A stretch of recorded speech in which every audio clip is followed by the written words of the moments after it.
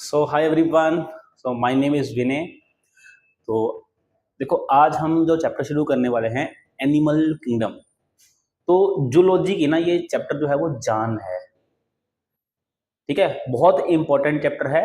And अगर मेरे साथ पढ़ रहे हो तो बहुत इंटरेस्टिंग लगेगा ये चैप्टर। ठीक है, तो चैप्टर में हम एनिमल किंगडम को डिटेल में करेंगे। और अगर बात की जाए रेफरेंसेस की, तो इस लेक्चर के अंदर एनसीईआरटी को कंप्लीट कवर किया गया है। इसके अलावा जो एक बुक है, ए text book of zoology, JK Dhami and PS Dhami की बुक है, वॉल्यूम 1 नॉन कोडेटा। तो इस बुक से भी जो कंटेंट है वो लिया गया है। एंड अब देखो, चैप्टर की इंपॉर्टेंस की बात करते हैं। अगर मैं आपके एग्जाम की बात करूं तो आपके एग्जाम में अकेले इस चैप्टर से 5 to 9 क्वेश्चन, देखो 5 क्वेश्चन तो आते ही आते हैं एनिमल किंगडम से। 6 भी आ सकते हैं, 7 भी आ सकते हैं, 8 भी आ सकते हैं, 9 भी आ सकते हैं।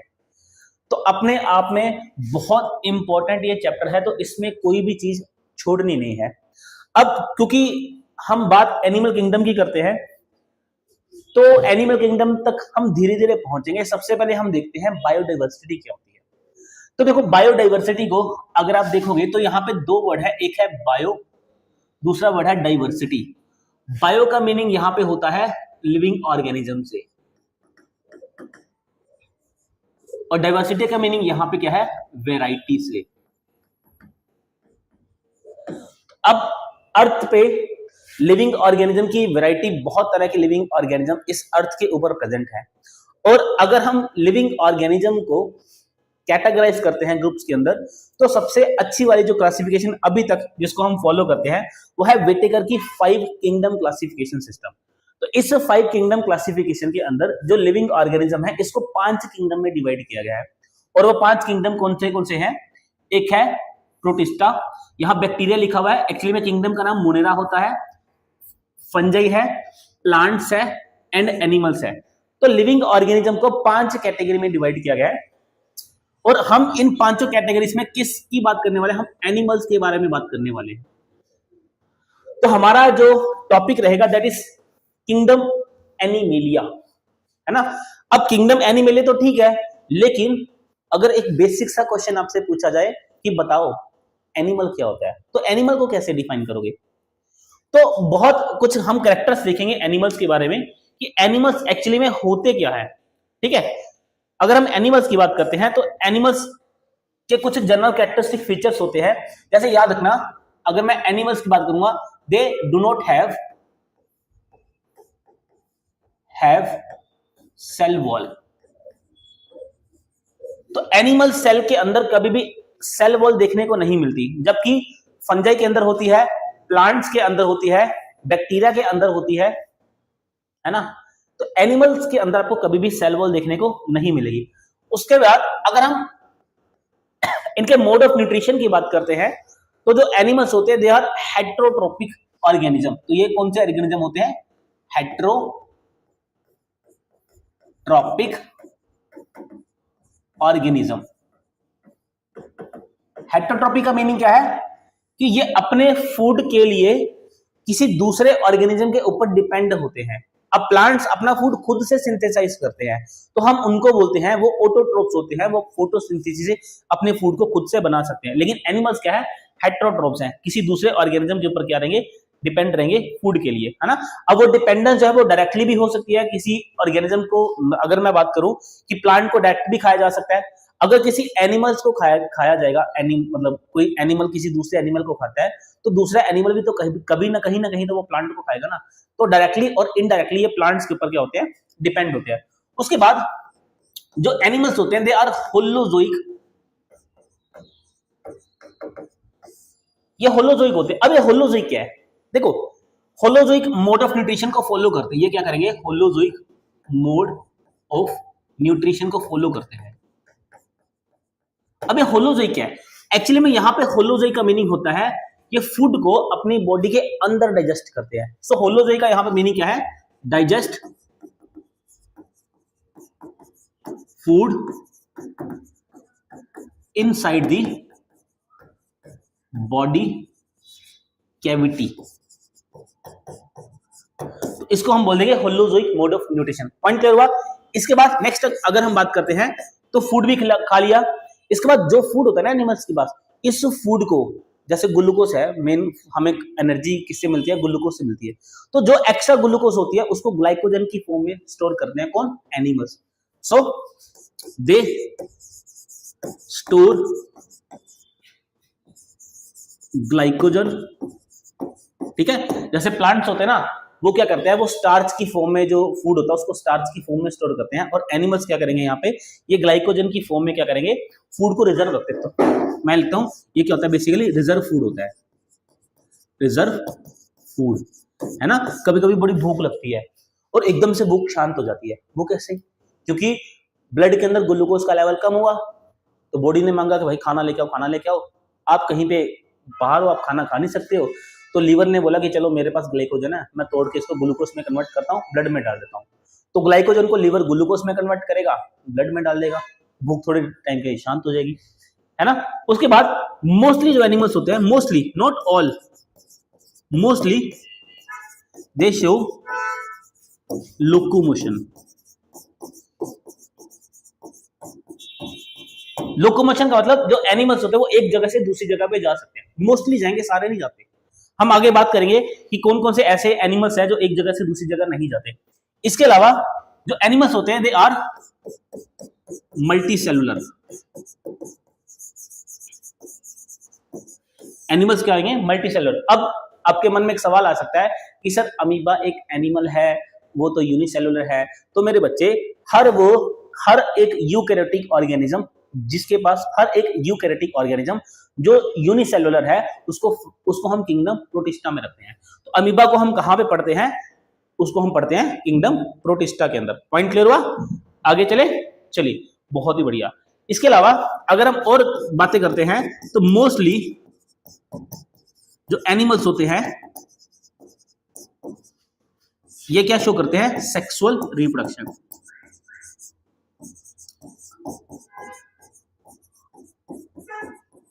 ठीक है जी। तो एनिमल मोस्टली क्या करते हैं? अब एनिमल्स के बारे में हमें क्या क्या इंपॉर्टेंट चीजें पता चल गई है? क्या क्या चीजें पता चली? तो एनिमल्स क्या होते हैं हमारे?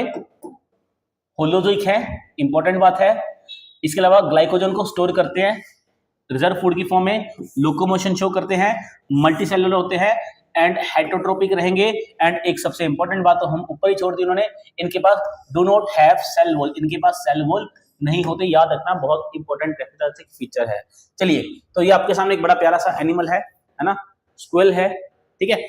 चलिए नेक्स्ट बात करते हैं हम एनिमल किंगडम की क्लासिफिकेशन के बारे में। अब थोड़ा सा हायरार्की को देखते हैं। सबसे पहले हम लिविंग ऑर्गेनिज्म को 5 किंगडम में डिवाइड करते हैं, फिर हर किंगडम को हम किस में डिवाइड करते हैं? फाइलम के अंदर।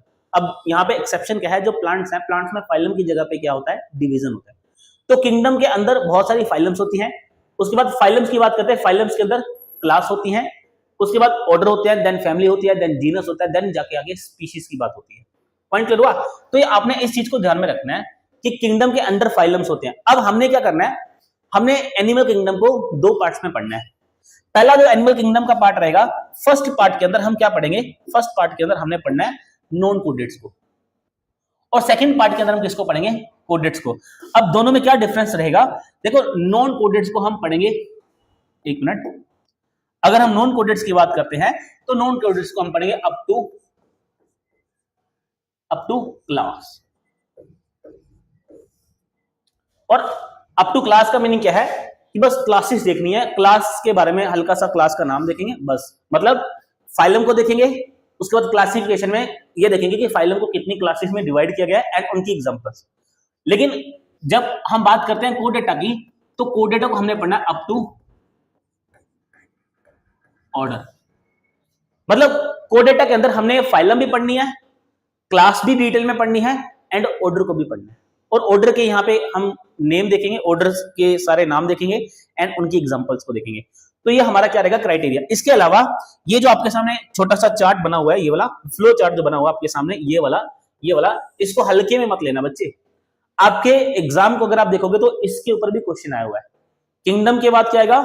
फाइलम, फाइलम के बाद क्लास, क्लास के बाद, हाँ जी, क्लास के बाद हमारा ऑर्डर आएगा, then family, then genus, then species. 2 बार लिख के देखोगे अपने आप समझ आ जाएगा। ठीक है, चलिए अब हम बात करते हैं हमारे एनिमल किंगडम के बारे में। तो एनिमल किंगडम की जो क्लासिफिकेशन है, जैसे कि अभी मैंने बोला कि हमने एनिमल किंगडम को फाइलम्स के अंदर डिवाइड करना है, क्लासिफाई करना है। अब जो एनिमल किंगडम को कुछ फाइलम्स के अंदर क्लासिफाई किया गया है, तो क्लासिफाई करने के कुछ रूल्स होते हैं, कुछ कैरेक्टरिस्टिक फीचर्स होते हैं। तो यहाँ पे मेजर, यहाँ पे कुछ कैरेक्टरिस्टिक फीचर्स आपके सामने लिखे हैं। इन कैरेक्टरिस्टिक फीचर के बेसिस पे एनिमल किंगडम को फाइलम्स में डिवाइड किया गया। अभी एक एक करके हम इन सारे के सारे जो कैरेक्टरिस्टिक फीचर्स हैं इनको डिटेल में देखेंगे। एंड एक बड़ी समस्या स्टूडेंट के सामने क्या आती है, बहुत सारे बच्चे बोलते हैं सर ये ना याद नहीं होता, ये सारे के सारे क्या है, फाइलम्स है। Phylum Porifera, Coelenterata, Ctenophora, Platyhelminthes, Aschelminthes, Annelida, Arthropoda, Mollusca, Echinodermata, Hemichordata, कोडेटा, सब याद ही नहीं होते।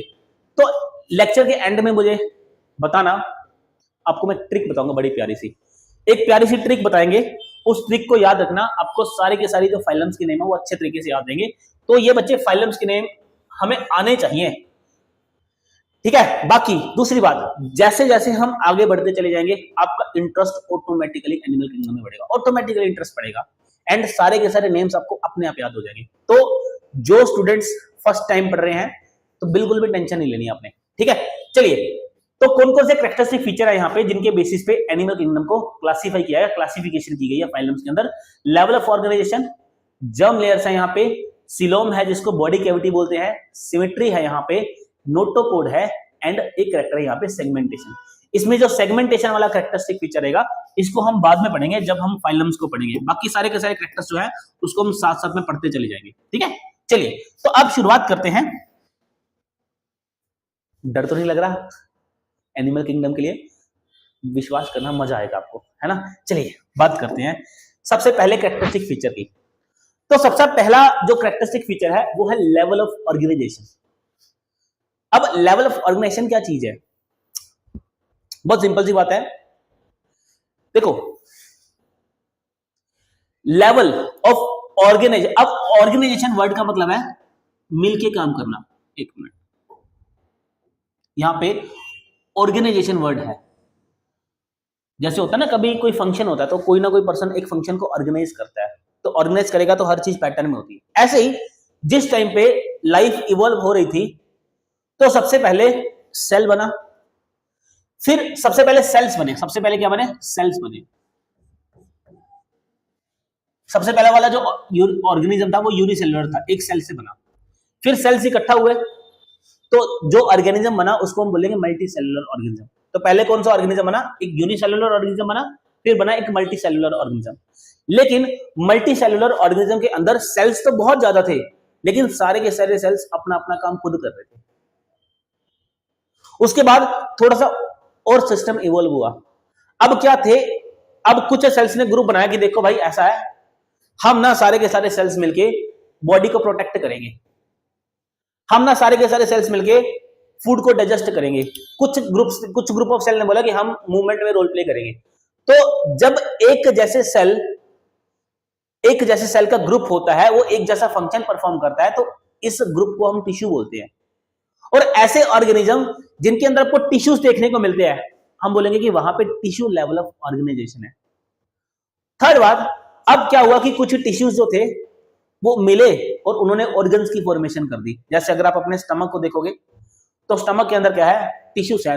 कौन कौन से टिश्यू है? एनिमल्स की बात करूं तो एपिथेलियल टिश्यू है, इसके अलावा मस्कुलर टिश्यू है, नर्वस टिश्यू है ना, ठीक है, कनेक्टिव टिश्यू है। तो ये 4 तरह के टिश्यू मिले, उन्होंने बोला कि देखो भाई हम ऐसे चैम्बर की फॉर्मेशन करेंगे जो डाइजेशन में रोल प्ले करेगा। ऐसे ही इंटेस्टाइन भी एक ऑर्गन बन गई, लीवर भी एक ऑर्गन बन गया, पेनक्रियास भी एक ऑर्गन बन गया, तो ऑर्गन्स बन चुके हैं। तो इस लेवल को हम बोलेंगे कि अब किसी एक ऑर्गेनिज्म के अंदर ऑर्गन बन चुके हैं, तो हम उस लेवल को बोलते हैं ऑर्गन लेवल ऑफ ऑर्गेनाइजेशन। और उसके बाद क्या हुआ कि जो ऑर्गन सिर्फ और सिर्फ डाइजेस्टिव सिस्टम के अंदर, जो ऑर्गन जिनका जो रोल था वो फूड को डाइजेस्ट करने में था, एब्जॉर्ब करने में था, उन्होंने मिलकर एक सिस्टम बना दिया कि देखो भाई लीवर आया, हमारा पेनक्रियास आया, लार्ज इंटेस्टाइन आई, स्मॉल इंटेस्टाइन आई, स्टमक आया, इसोफेगस आई। तो इन्होंने बोला कि भाई ऐसा है, हम मिलकर एक सिस्टम बनाते हैं, हम सारे लोग मिलकर फूड खाएंगे, हम सारे लोग मिलकर फूड को डाइजेस्ट करेंगे। अब बन गया डाइजेस्टिव सिस्टम। ऐसे ही लंग्स थे, रिब्स थी, डायफ्राम था, ये मिले, इन्होंने बोला कि देखो हम बनाएंगे रेस्पिरेटरी सिस्टम। किडनीज थी, यूरिनरी ब्लैडर था, यूरेटर था, इन्होंने बोला कि देखो भाई ऐसा हम बनाएंगे एक्सक्रीटरी सिस्टम।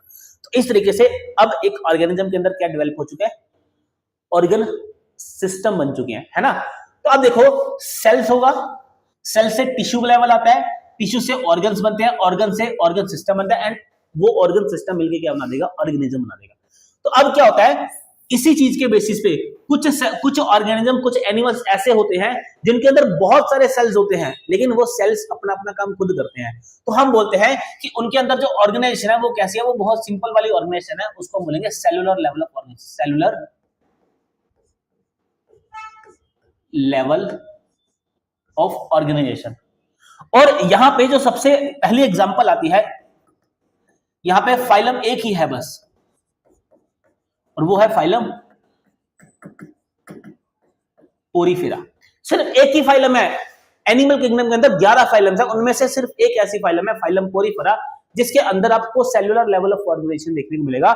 हर सेल अपना अपना काम खुद करेगा। उसके बाद थोड़ा सा और एडवांस लेवल होता है, अब आता है, अब कुछ सेल्स मिलकर टिश्यूज की फॉर्मेशन करते हैं, हम बोलेंगे अब आ गया टिश्यू लेवल, आ गया जी लेवल, अब आ गया tissue level of organisation, tissue level of organisation. अब यहां पे क्या बन चुके हैं, यहां पे जो टिश्यूज हैं वो बन चुके हैं, और इसकी एग्जांपल है हमारी phylum Coelenterata and phylum Ctenophora. धीरे धीरे आपको समझ आ जाएगा सारा कुछ। थर्ड लेवल की बात करते हैं। अब क्या हुआ, अब जो टिश्यूज थे इन्होंने मिलकर ऑर्गन्स बना दिया, भाई हम ऑर्गन बनाएंगे। अब होगा हमारा ऑर्गन लेवल ऑफ ऑर्गेनाइजेशन।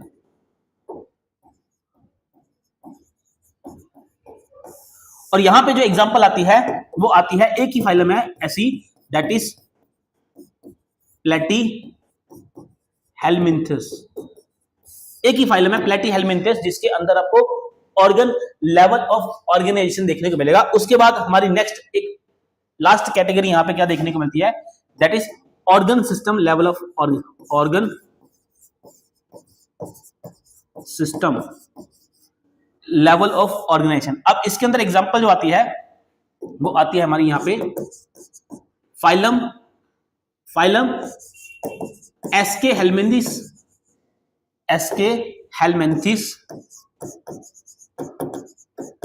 से लेके फाइलम कोडेटा।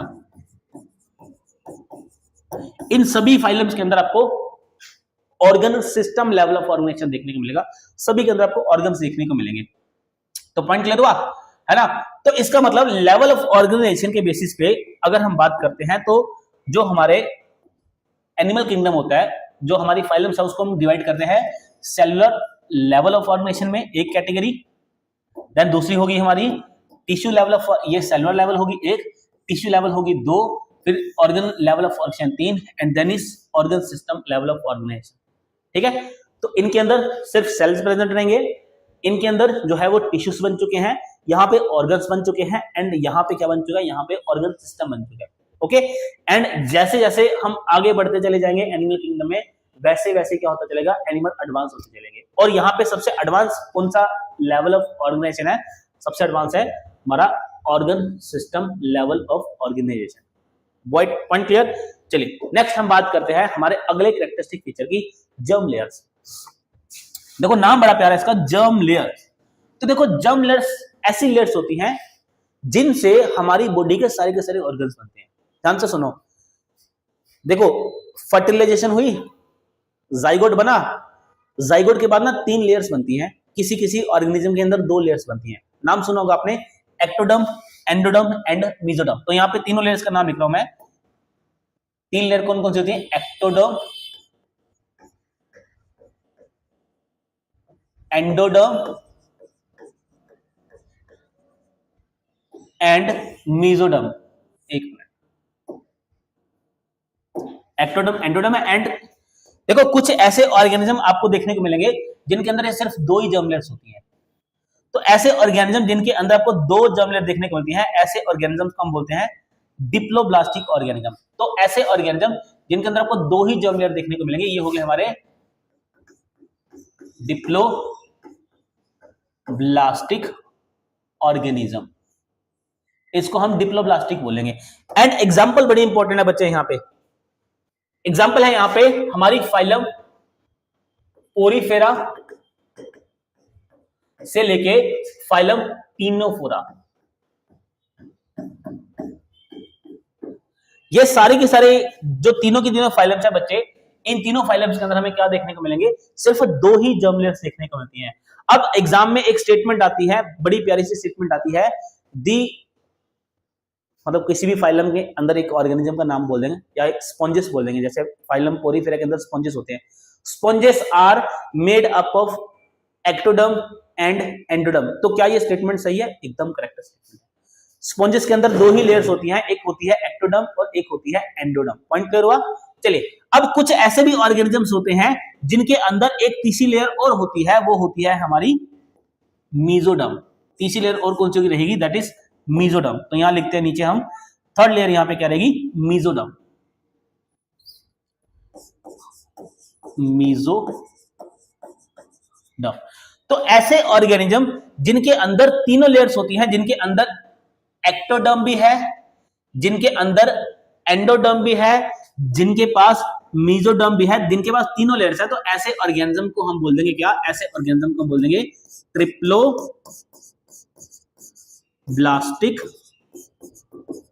ऑर्गेनिज्म।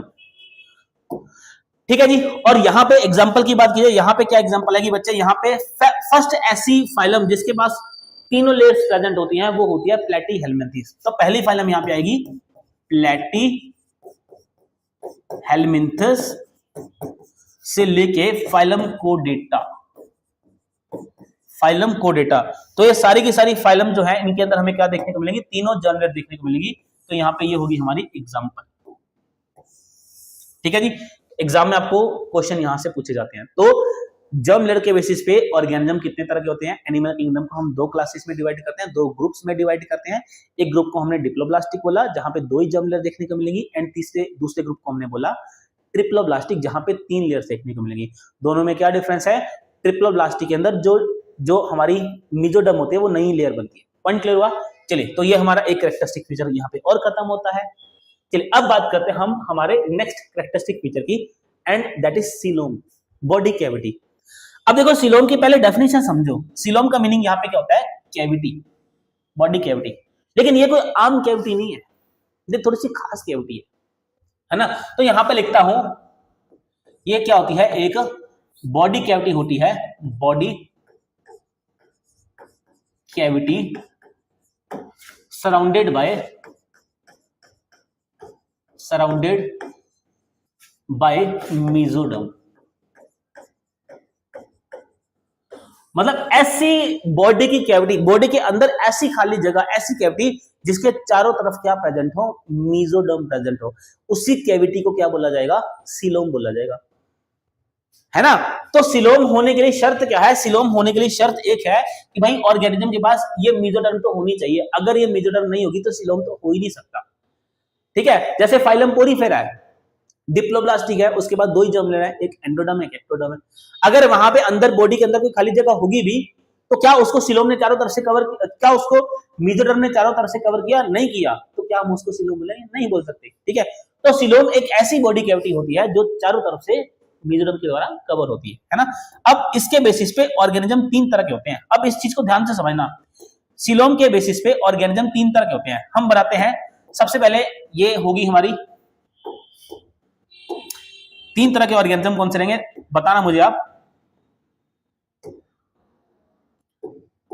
ये होगी हमारी एंडोडर्म, ये होगी हमारी एंडोडर्म, एंड ये होगी हमारी यहां पे भी एंडोडर्म। तो बहुत ध्यान से देखना चीजों को। और एंडोडर्म के बाहर है हमारी एक लेयर, दैट इज एक्टोडर्म। तो ये रेड कलर में होगी एक्टोडर्म, ये यहां पे भी होगी एक्टोडर्म, ये यहां पे भी होगी एक्टोडर्म। तो यहां मेंशन कर देता हूं बच्चे, जो ब्लैक कलर है बच्चे, ब्लैक कलर ये है एक्टोडर्म के लिए, एंड जो रेड कलर रहेगा बच्चे ये रहेगा हमारा एंडोडर्म के लिए, एंड ब्लू कलर जो है हमारा रहेगा मेसोडर्म के लिए। ठीक है, अब ब्लू कलर को बना रहा हूं मैं, देखो ध्यान से,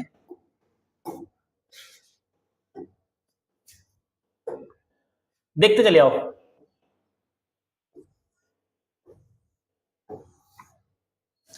एक केस ये, एक केस ये रहा।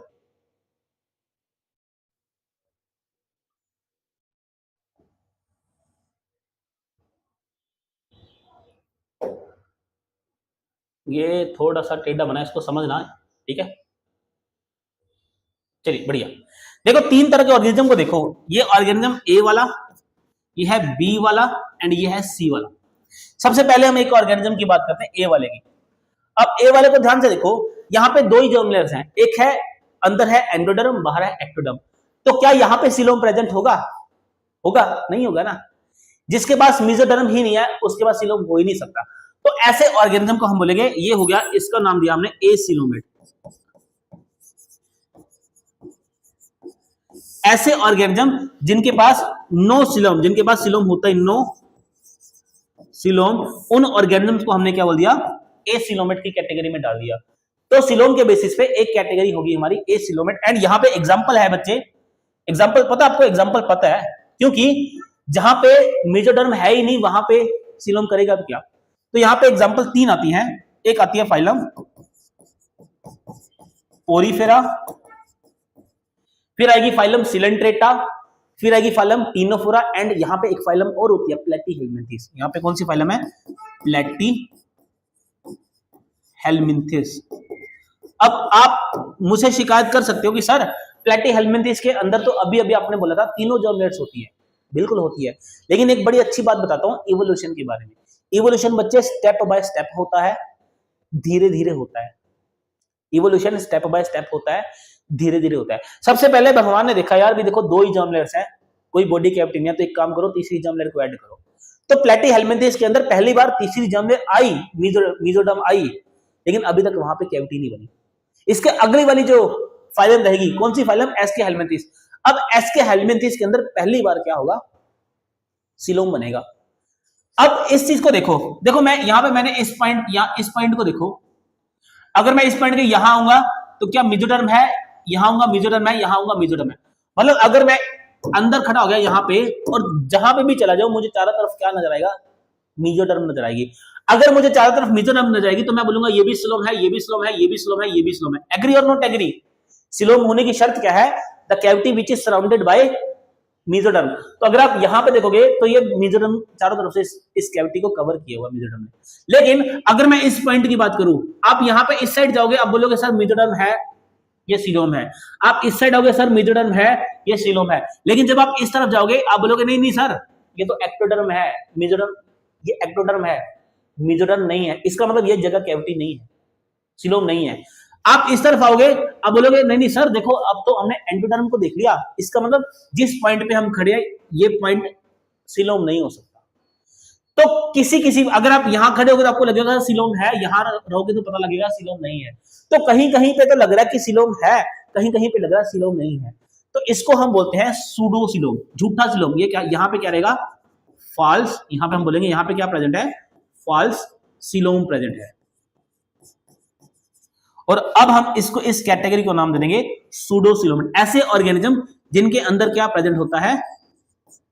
फॉल्स सीलोम प्रेजेंट, उनको हम बोलेंगे सीडो सीलोमेट, उनको बोल देंगे सीडो सीलोमेट। और बच्चे बहुत इंपॉर्टेंट है क्योंकि एक ही फाइलम है जिसके अंदर सूडो सीलोम पाया जाता है और that is एस्केहेलमिंथिस। एस्केहेलमिंथिस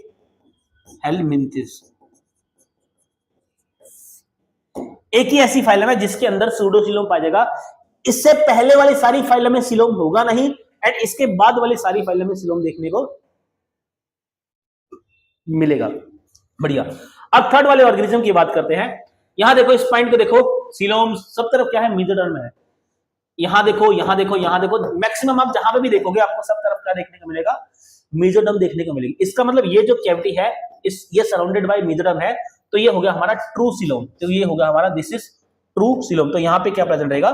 true coelom, true coelom. और ट्रू सिलोम जिन ऑर्गेनिज्म के अंदर ट्रू सिलोम होता है उनको हम बोलते हैं सिलोमेट। उनको क्या बोलेंगे? सिलोमेट। ठीक है जी, पॉइंट क्लियर हुआ? तो क्या पता चलता है हमें पता चलता है कैटेगरीज के बारे में। ठीक है जी, एसिलोमेट्स जिनके पास सिलोम नहीं होता, सूडोसिलोमेट्स जिनके पास फॉल्स सिलोम होता है, एंड सिलोमेट्स जिनके पास ट्रू सिलोम होता है। एंड यहां पे एग्जांपल आती है हमारी फाइलम एनेलिडा। यहां पे एग्जांपल जो रहेगी एनेलिडा फाइलम, यहां से लेके जो हमारा कोडेटा है, एनेलिडा से लेके हमारा जो कोडेटा है, सभी के पास क्या होगा? ट्रू सिलोम, कोडेटा। ठीक है, अब यहां से एग्जाम में एक क्वेश्चन आपके पूछा गया है कि ट्रू सिलोम पहली बार कहां पे अपीयर होता है? तो पहली बार बच्चे एनेलिडा के अंदर आता है। पहली बार कहां पे देखने को मिलेगा? एनेलिडा के अंदर। ध्यान रखना, पहली बार एनेलिडा के अंदर आएगा। ठीक है, और एनेलिडा के अंदर भी आजकल जो एग्जाम में क्या पूछते हैं, आजकल आपको ऑर्गेनिज्म का नाम देते हैं फाइलम की जगह पे। तो एनेलिडा में हमारे अर्थवर्म आता है ना, लीच आती है। तो इन दोनों का नाम आपने बहुत अच्छे तरीके से दिमाग में रखना है। चलिए नेक्स्ट कैरेक्टर की बात करते हैं। सिलोम हमारा यहाँ पे कंप्लीट होता है। सिलोम के बेसिस पे तीन तरह के ऑर्गेनिज्म होंगे, एसिलोमेट्स, सूडोसिलोमेट्स एंड सिलोमेट्स। चलिए नेक्स्ट कैटेगरी है हमारी सिमेट्री। अब सिमेट्री क्या चीज है? देखो सिमेट्री पता क्या होता है? सिमेट्री होता है एक ऐसा प्लेन जिस प्लेन से अगर ऑर्गेनिज्म को कट किया जाए तो वो दो इक्वल पार्ट्स में डिवाइड हो जाएगा। ध्यान से फिर से सुनो मेरी बात। सिमेट्री क्या होता है? एक ऐसा प्लेन जिस प्लेन से किसी भी ऑर्गेनिज्म को टू इक्वल पार्ट्स में क्या किया जा सके? डिवाइड किया जा सके, है ना। So the plane by which, यहां लिखते हैं the plane by which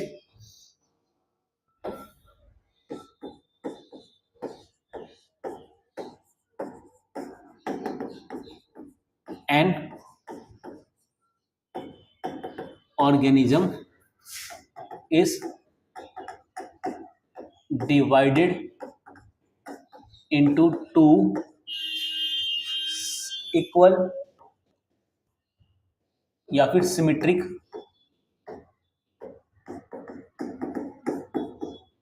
parts. ऐसे प्लेन को हम क्या बोल देंगे? ऐसे प्लेन को हम बोल देंगे, वेरी गुड, क्या बोल देंगे? ऐसे प्लेन को बोल देंगे ये है सिमेट्री। ठीक है, सिमेट्रिक प्लेन। अब एक शर्त है इस प्लेन की, इस प्लेन की एक शर्त देख लो। ये प्लेन पता कौन सा है? ये plane always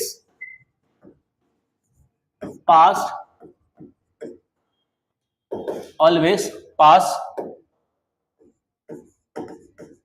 from the centre, always pass from the centre.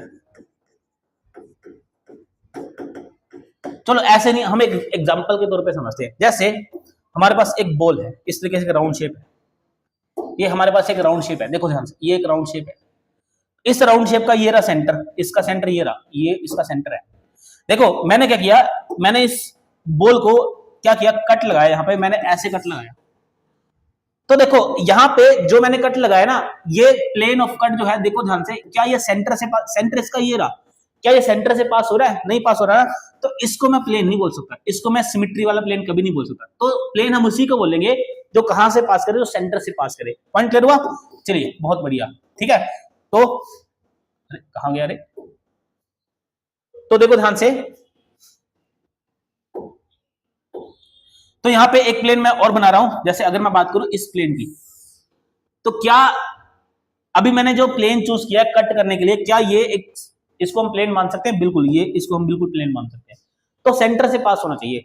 अब इसी के बेसिस पे, सिमेट्री के बेसिस पे जो ऑर्गेनिज्म होते हैं वो भी तीन तरह के होते हैं। वो भी कितने तरह के रहेंगे? तीन तरह के। जैसे एग्जांपल के तौर पे हमारे पास एक ऑर्गेनिज्म है ए, मेरे पास एक ऑर्गेनिज्म है ये वाला, ये एक और ये ऐसी एक, मैंने ऐसी बना दिया कुछ भी, ये एक ऑर्गेनिज्म है ये वाला, और इसका ये रहा सेंटर। अगर मैं इस ऑर्गेनिज्म को, बताना मुझे हाँ या ना करके बताना, सब सुन रहा हूं आपकी बात। अगर मैं इसको इस तरीके से दो पार्ट्स में कट करूं तो क्या ये टू इक्वल पार्ट्स में कट हुआ? नहीं हो सकता ना, क्योंकि इसका कोई प्लेन ही नहीं है, इसकी कोई शेप ही नहीं है। अगर मैं ऐसे कट करूं तब भी नहीं हो सकता, अगर मैं ऐसे कट करूं तब भी नहीं हो सकता, अगर मैं ऐसे कट करूं तब भी ये टू इक्वल पार्ट्स में कभी भी कट नहीं हो सकता। तो इसका मतलब इस ऑर्गेनिज्म की कोई भी सिमेट्री नहीं है, क्योंकि हमें ऐसा कोई भी प्लेन नहीं मिल रहा जिस प्लेन से हम इस ऑर्गेनिज्म को टू इक्वल पार्ट्स में कर पाए। तो हम बोलेंगे कि इस ऑर्गेनिज्म की कोई सिमेट्री नहीं है, नो सिमेट्री।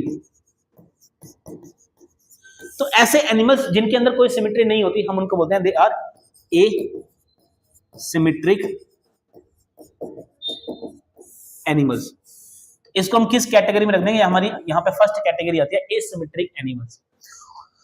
उसके बाद नेक्स्ट कैटेगरी, अब नेक्स्ट बात करते हैं, ये एक ऑर्गेनिज्म है, अगर इस ऑर्गेनिज्म को, ये इसका प्लेन हो गया, अगर इस ऑर्गेनिज्म को मैं यहां से कट करने की कोशिश करूं, यस और नो बताना। ऐसा बिल्कुल मत सोचना कि हम तो वीडियो देख रहे हैं, सर को तो पता नहीं चलेगा, सब पता चल रहा है मुझे, ठीक है। चलिए, तो अब बताओ क्या ये ऑर्गेनिज्म टू इक्वल पार्ट्स में कट होगा? आप बोलोगे सर यस होगा, तो इसका मतलब ठीक है। अच्छा, अब अगर मैं प्लेन एक कट यहां से लगाऊं, ऐसे यहां से लगाऊं, तो बताओ अब ऑर्गेनिज्म टू इक्वल पार्ट में कट होगा? हाँ जी सर बिल्कुल होगा। अच्छा, अब बताओ अगर मैं ऐसे कट लगाऊं तो अब होगा? सर अब भी होना चाहिए, अब भी होगा, तो बिल्कुल होगा। इसका मतलब इसका मतलब इस ऑर्गेनिज्म के अंदर एक नहीं, दो नहीं, बहुत सारे प्लेन ऐसे प्रेजेंट है जिनसे इस ऑर्गेनिज्म को टू इक्वल पार्ट में कट किया जा सकता है।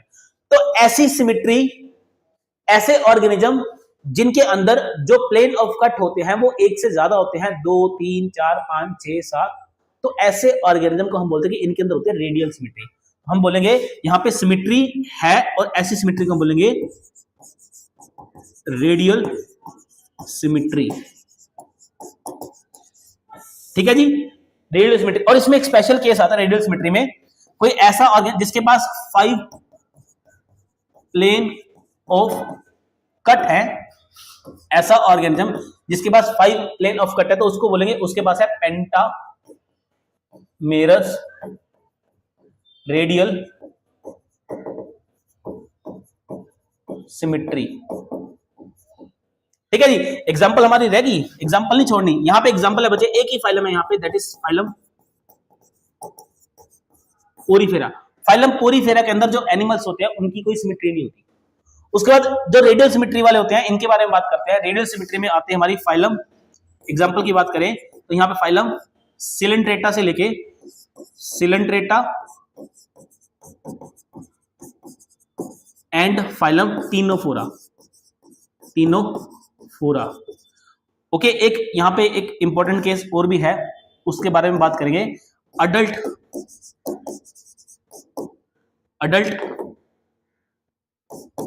Of Echinodermata. देखो जो इकाइनोडर्मेटा का अडल्ट होता है, जैसे यहां पे एग्जांपल लूंगा मैं स्टारफिश की, तो स्टारफिश के अंदर 5 प्लेन होते हैं जिससे स्टारफिश को 2 इक्वल पार्ट में कट किया जा सकता है। तो इनके अंदर कौन सी सिमेट्री होती है, मतलब इनके अंदर नहीं बोलूंगा, ये सिमेट्री किसके अंदर होती है, ये सिमेट्री होती है किसके अंदर, स्टारफिश के अंदर, स्टारफिश के अंदर। और स्टारफिश क्या है, एक इकाइनोडर्मेटा का मेंबर है। ठीक है, तो ये एक एक्सेप्शन है। आगे देखते हैं, नेक्स्ट हम सिमेट्री को देखते हैं। अब एक ऑर्गेनिज्म मैं और बना रहा हूं यहां पे, बताना मुझे ये ऑर्गेनिज्म कौन है। ठीक है, एक ऑर्गेनिज्म और बना रहा हूं यहां पे,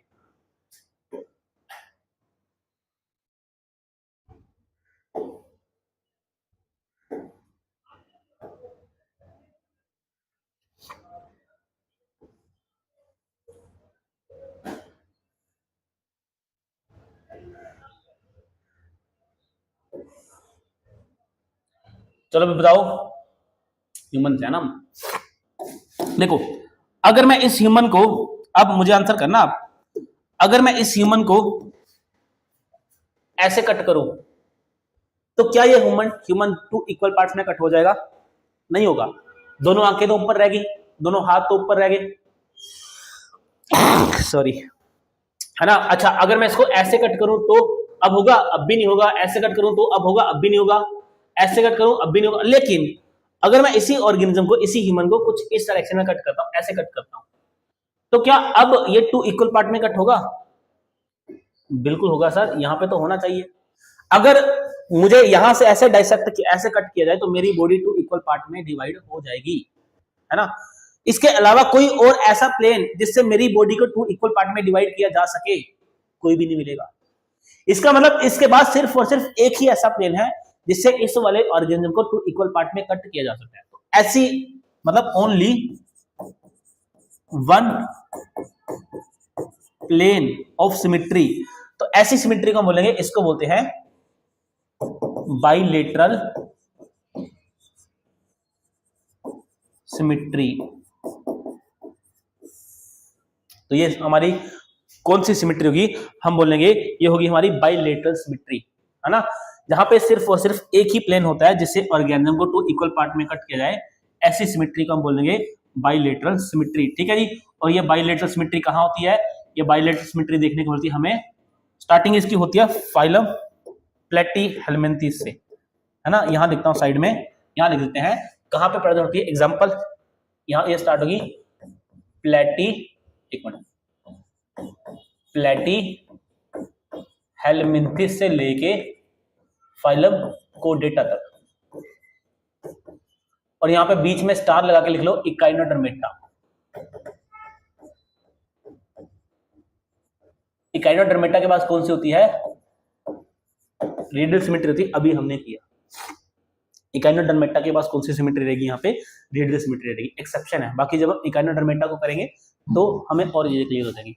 और याद रखना एनिमल किंगडम में जो भी एक्सेप्शनल केस हैं ये बहुत इंपॉर्टेंट होते हैं, ये एग्जाम में क्वेश्चन बन के आते हैं। ठीक है, चलिए, तो इस तरीके से हमने क्या किया, हमने सिमेट्री के बेसिस पे जो ऑर्गेनिज्म थे उनको 3 पार्ट्स में डिवाइड कर दिया। पहली कैटेगरी में रखे ऐसे एनिमल जिनके पास कोई सिमेट्री नहीं है, एसिमेट्रिक ऑर्गेनिज्म हो गए। फिर जिनके पास एक से ज्यादा प्लेन ऑफ सिमेट्री है, हमने उनको बोल दिया रेडियल सिमेट्री है, और जिनके पास एक ही सिमेट्री है उनको हमने बोल दिया बाइलेटरल सिमेट्री बोल दिया। ठीक है जी। चलिए नेक्स्ट कैरेक्टरिस्टिक फीचर की बात करते हैं, नोटोकोड। देखो नोटोकोड बड़ा सिंपल सा फीचर है। नोटोकोड के बेसिस पे हम एनिमल किंगडम को 2 फाइलम्स में डिवाइड करते हैं, जिनके पास नोटोकोड है, जिनके पास नोटोकोड नहीं है ना। तो देखो जिनके पास नोटोकोड नहीं है, एब्सेंट,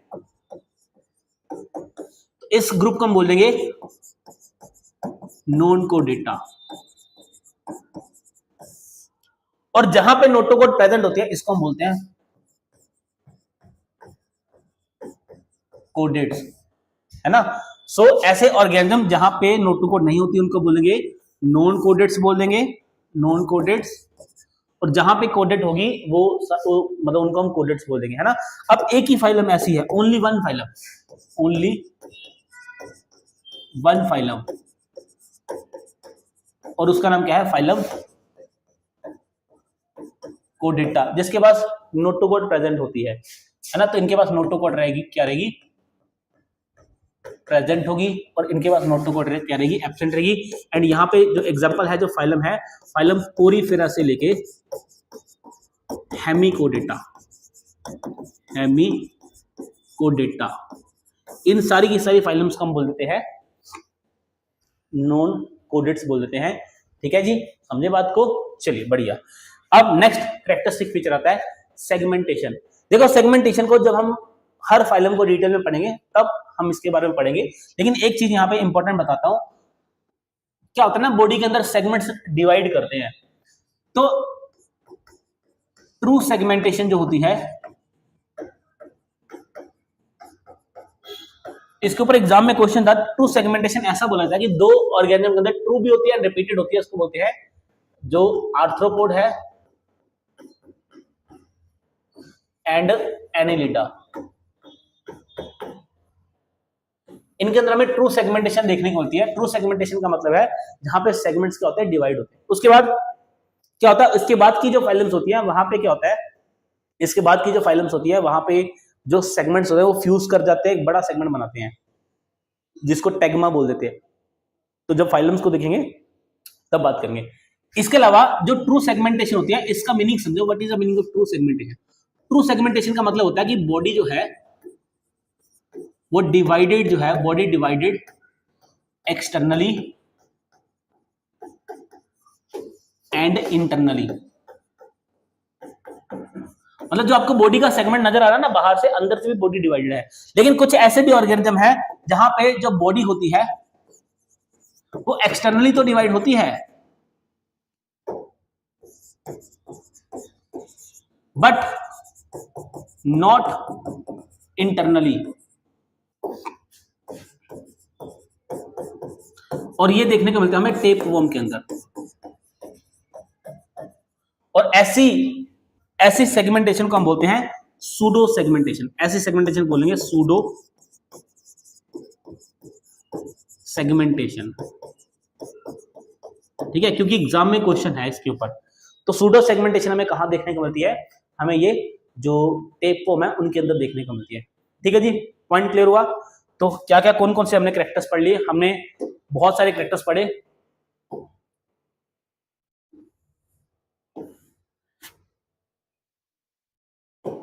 चलिए, तो हमने सारे कैरेक्टर्स पढ़ लिए। हमें लेवल ऑफ ऑर्गेनाइजेशन भी देखा, इसके बेसिस पे सेलुलर लेवल देखने को मिलता है, ठीक है, टिश्यू लेवल देखने को मिलेगा, ऑर्गन लेवल देखने को मिलेगा, ऑर्गन सिस्टम लेवल देखने को मिलेगा।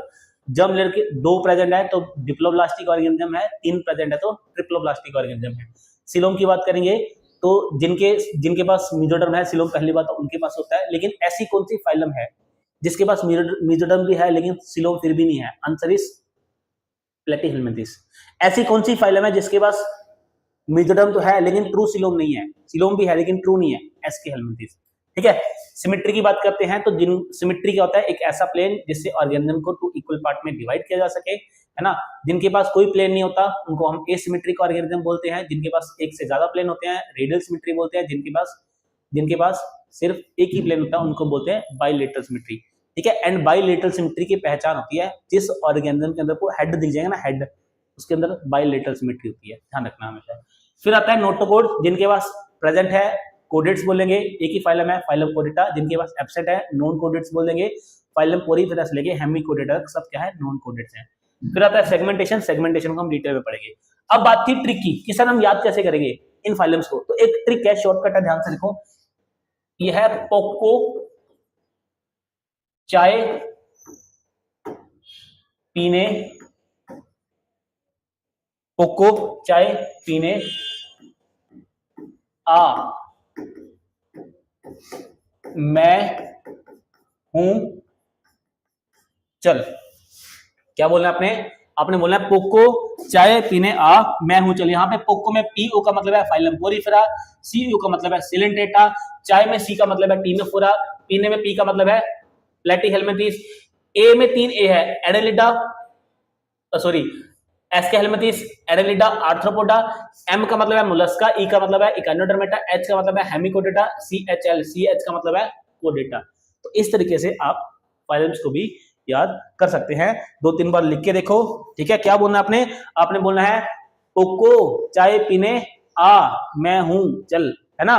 तो चलिए, इसके साथ हम आज के लेक्चर को यहीं खत्म करते हैं। आई होप आपको सारी चीजें समझ आई होंगी और लेक्चर को फिर से रिवाइज करना। कल जब आओगे तो चीजों को मैं बहुत सारी चीजों को पूछने वाला हूं आपसे, ठीक है। तो अच्छे से पढ़ के आना and thank you so much for watching this lecture. मिलते हैं हम अगली वीडियो में। Take care and all the best. Organism की वैरायटी एंड एक साइंटिस्ट थे। अब आपने मुझे हर एक क्वेश्चन का आंसर करना है। ये बिल्कुल भी मत सोचना कि सर तो वीडियो बना के चले गए और हमें तो सर को तो कुछ पता ही नहीं है। मुझे सब पता है। तो आपने अपने मन में आंसर देना है और मैंने सुन लेना है और मैंने खुश हो जाना है, ठीक है। जब भी ऐसा कोई क्वेश्चन पूछूंगा तो 5 किंगडम क्लासिफिकेशन सिस्टम जो जिस साइंटिस्ट ने दिया था उसका नाम क्या है? बहुत बढ़िया नाम है आर.एच. व्हिटेकर। तो उन्होंने लिविंग ऑर्गेनिज्म को 5 कैटेगरी में डिवाइड किया, 5 किंगडम में डिवाइड किया। किंगडम एनिमल के अंदर सारे एनिमल्स थे, फिर प्लांटी था, प्लांट्स वाला फंजाई था, किंगडम मोनेरा था जिसमें बैक्टीरिया आए थे, एंड किंगडम प्रोटिस्टा था। इसके अंदर सारे के सारे यूनिसेलुलर यूकैरियोट्स थे। तो हम एनिमल्स के बारे में पढ़ रहे हैं। तो एनिमल्स के कुछ बेसिक कैरेक्टरिस्टिक फीचर हमने लास्ट लेक्चर में डिस्कस किए थे कि एनिमल जो है वो हेक्टोट्रॉपिक मोड ऑफ न्यूट्रिशन को फॉलो करते हैं। होलोजोइक मोड ऑफ न्यूट्रिशन इनके अंदर हमें देखने को मिलता है। ये फूड को अपनी बॉडी के अंदर डाइजेस्ट करते हैं। डायरेक्टली इनडायरेक्टली जो एनिमल्स हैं वो प्लांट्स के ऊपर फूड के लिए जो है वो डिपेंड करते हैं। मोस्टली जो एनिमल्स होते हैं ये सेसाइल होते हैं। जो एनिमल्स होते हैं इनके सेल के ऊपर सेल वॉल नहीं होती। तो ये कुछ हमने कैरेक्टरिस्टिक फीचर्स एनिमल्स के अंदर देखे थे। अब अगर हम बात करते हैं क्लासिफिकेशन की, तो हमने कुछ क्लासिफिकेशन मतलब कुछ ऐसे कैरेक्टरिस्टिक फीचर देखे थे। जैसे अगर मैं बात करूं लेवल ऑफ ऑर्गेनाइजेशन, तीन तरह की लेवल ऑफ ऑर्गेनाइजेशन हमने देखी थी। सेलुलर लेवल देखा था, टिश्यू लेवल देखा था, organ level, organ system level देखा था। जर्म लेयर्स के बारे में पढ़ा था। डिप्लोब्लास्टिक ऑर्गेनिज्म होते हैं जिनके अंदर दो ही जर्म लेयर्स होती हैं, एंडोडर्म एंड एक्टोडर्म। ऐसे ही ट्रिप्लोब्लास्टिक ऑर्गेनिज्म देखे थे जिनके अंदर तीन जर्म लेयर्स होती हैं, एंड यहाँ पे थर्ड जर्म लेयर कौन सी ऐड होती है, मेसोडर्म। सीलोम के बारे में पढ़ा था कि ऐसी बॉडी की कैविटी जो चारों तरफ से मेसोडर्म से कवर है, और जिनके अंदर सीलोमिक कैविटी होगी, ट्रू सीलोम होगा, हम बोलेंगे वो सीलोमेट्स हैं। जिनके अंदर नहीं होगा वो एसीलोमेट्स हैं। लेकिन जिनके अंदर कहीं कहीं पे लगता है सीलोम है, कहीं कहीं पे लगता है नहीं है, सूडोसीलोम है, तो उनको हम बोलेंगे सूडोसीलोमेट। एग्जांपल एक ही थी, फाइलम एस्के हेलमिंथेस। सिमेट्री बहुत प्यारा सा कैरेक्टरिस्टिक फीचर। अगर एक ही प्लेन है जिससे ऑर्गेनिज्म को दो इक्वल पार्ट में कट किया जा सकता है, बाइलेटरल सिमेट्री। अगर एक से ज्यादा प्लेन है, रेडियल सिमेट्री। कोई भी प्लेन नहीं है, एसिमेट्रिक ऑर्गेनिज्म। नोटोकोड जहां पे प्रेजेंट रहेगी, कोडेट्स हैं जहां पे एब्सेंट है, नॉन कोडेट्स हैं। सेगमेंटेशन को हम आगे फाइलम्स के अंदर करेंगे। इसके बाद बड़ा ही प्यारा था, बच्चों की कंप्लेंट होती है, बच्चों की एक शिकायत होती है कि सर ये याद नहीं होता है ना, कि सर ये याद नहीं होता। तो इसको याद करने के लिए आपको एक निमोनिक्स बताया था, एक लाइन बताई थी, क्या था, पोको चाय पीने आ मैं हूं चल। तो रिवाइज करना। तो चलिए इन सब चीजों के साथ हम शुरू करने वाले हैं हमारी सबसे पहली फाइलम पोरीफेरा। अब नाम को देखो ध्यान से, नाम लिखा है पोरीफेरा, मतलब पोर। तो यहां पे पोरीफेरा के अंदर जो एनिमल्स होते हैं, they are pore bearing animals. अगर आप डायग्राम में ध्यान से देखोगे तो आपके सामने यहाँ पे पोरीफेरा का एक मेंबर नजर आ रहा है। इसकी बॉडी के ऊपर देखो छोटे छोटे आपको पोर्स नजर आ रहे हैं। So that's why they are pore bearing animal. इनकी बॉडी के ऊपर छोटे छोटे क्या होते हैं, पोर्स प्रेजेंट होते हैं। इसके अलावा फाइलम पोरीफेरा के मेंबर्स को कॉमनली हम स्पॉन्जेस बुलाते हैं। कॉमनली क्या बोलेंगे इसको, इनको हम स्पॉन्जेस के नाम से जानते हैं, है ना। अब ध्यान से सुनना। अब अगर आप देखोगे तो आपको दिखने में क्या लगेगा कि शायद कोई प्लांट है। तो जब फाइलम पोरीफेरा के मेंबर्स को पहले देखा जाता था, स्पॉन्जेस को जब पहले देखा जाता था, तो ऐसा माना जाता था कि ये जो स्पॉन्जेस होते हैं ये प्लांट्स की कैटेगरी में आते हैं। लेकिन एक साइंटिस्ट है जिनका नाम है रॉबर्ट ग्रांट, यहां लिखता है, इंपॉर्टेंट नाम है ये बच्चे, रॉबर्ट ग्रांट। इन्होंने फर्स्ट टाइम प्रूफ किया इस बात को कि जो ये मेंबर्स हैं दे आर एनिमल्स। तो एग्जाम में ये क्वेश्चन पूछा जा सकता है कि पहली बार किसने बताया था कि जो पोरीफेरा है, ये जो स्पॉन्जेस होते हैं, they are animals. So answer is यहाँ पे रॉबर्ट ग्रांट। और जो इसको नाम था फाइलम पोरीफेरा, है ना, पोरीफेरा जो टर्म थी ये भी किसने दी थी, रॉबर्ट ग्रांट ने दी थी। इसके अलावा आपको मैं दो साइंटिस्ट का नाम यहां पे और बताऊंगा। उनका जो नाम है दैट इज मतलब शल्ज एंड मतलब बच्ची करके साइंटिस्ट का नाम है, यहां लिख देता हूं, शल्ज एंड बच्ची। ये दो जो साइंटिस्ट है ना, इन्होंने फाइलम पोरीफेरा के जो मेंबर थे, जो स्पॉन्जेस थे, इनके लिए एक अलग से ग्रुप बनाया था जिसको बोले पैराजोआ ग्रुप, है ना। तो ऐसा भी एग्जाम में क्वेश्चन आ सकता है कि पैराजोआ ग्रुप में रखने वाले कौन से साइंटिस्ट थे। तो एक तो था शल्जी था, दूसरा यहाँ पे कौन था सॉरी बच्ची था। यहाँ पे पॉइंट क्लियर हुआ, आगे चला जाए, है ना। बच्ची, बी एट S C H I, S भी आएगा बच्ची, ठीक है। अब आगे बात करते हैं इनके बारे में। अगर हम स्पॉन्जेस की बात करते हैं, so they are marine animals. They are marine की बजाय मैं यहां पे लिखता हूं they are aquatic animal.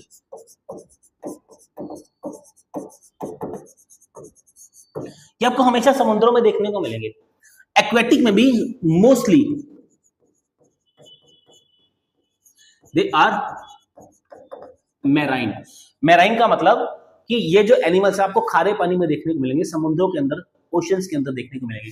And some, not all, some fresh water, ठीक है। तो मोस्टली कैसे होते हैं, मेराइन होते हैं, एंड कुछ यहाँ पे क्या रहेंगे, फ्रेश वाटर रहेंगे। एक एग्जाम में क्वेश्चन आता है आजकल, अगर आपके एग्जाम को आपने एनालाइज किया हो ना, तो आपके एग्जाम में क्वेश्चन आता है study of snake is called dash, study of insect is called dash, study of ये कल्चर, जैसे हनी बी के कल्चर इज कॉल्ड डैश। तो ऐसे ही ऐसे भी आ सकता है study of sponges, study of sponges, ऐसे नहीं लिखेंगे इसको, हम लिखेंगे स्टडी ऑफ स्पॉन्जेस। तो ये होती है, इसको बोलते हैं पैरालॉजी, ठीक है। तो ये आपने ध्यान रखना है, इसके ऊपर आपके एग्जाम्स को देखना, लगभग हर बार आपको एग्जाम्स के अंदर ये क्वेश्चन देखने को मिलते हैं, ठीक है। चलें आगे, बहुत ही बढ़िया। अब आगे बात करते हैं स्पॉन्जेस के बारे में, और कुछ बातें यहाँ पे डिस्कस करेंगे। अगर आप स्पॉन्जेस की कुछ जनरल कैरेक्टरिस्टिक फीचर को देखो, यहाँ पे मैं बात करता हूँ कुछ जनरल कैरेक्टर्स की। हम हर फाइलम के अंदर, जब भी हर फाइलम को स्टार्ट करेंगे, तो हर फाइलम के अंदर हम कुछ उसके जनरल कैरेक्टरिस्टिक फीचर देखेंगे, एंड फिर उसी फाइलम के यूनिक कैरेक्टरिस्टिक फीचर देखेंगे। अब यूनिक कैरेक्टरिस्टिक फीचर ऐसे फीचर्स होते हैं जो सिर्फ और सिर्फ इसी फाइलम में पाए जाएंगे, इसके अलावा किसी भी और फाइलम में नहीं पाए जाएंगे।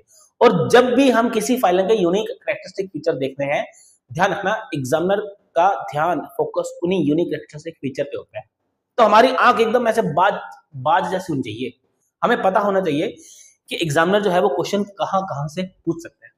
चलिए तो बात करते हैं कुछ जनरल कैरेक्टरिस्टिक फीचर की। जैसे अगर मैं स्पॉन्जेस की बात करूं, है ना, सो दे आर डिप्लोब्लास्टिक एनिमल्स। देखो टेक्निकली देखा जाए तो ये डिप्लोब्लास्टिक भी नहीं होते, लेकिन इन जनरली हम इनको डिप्लोब्लास्टिक एनिमल्स ही बोलते हैं। अगर हम सिमेट्री की बात करते हैं तो इनकी कोई भी सिमेट्री नहीं होती, तो अब कोई भी सिमेट्री नहीं है तो ये हम बोलेंगे दे आर एसिमेट्रिक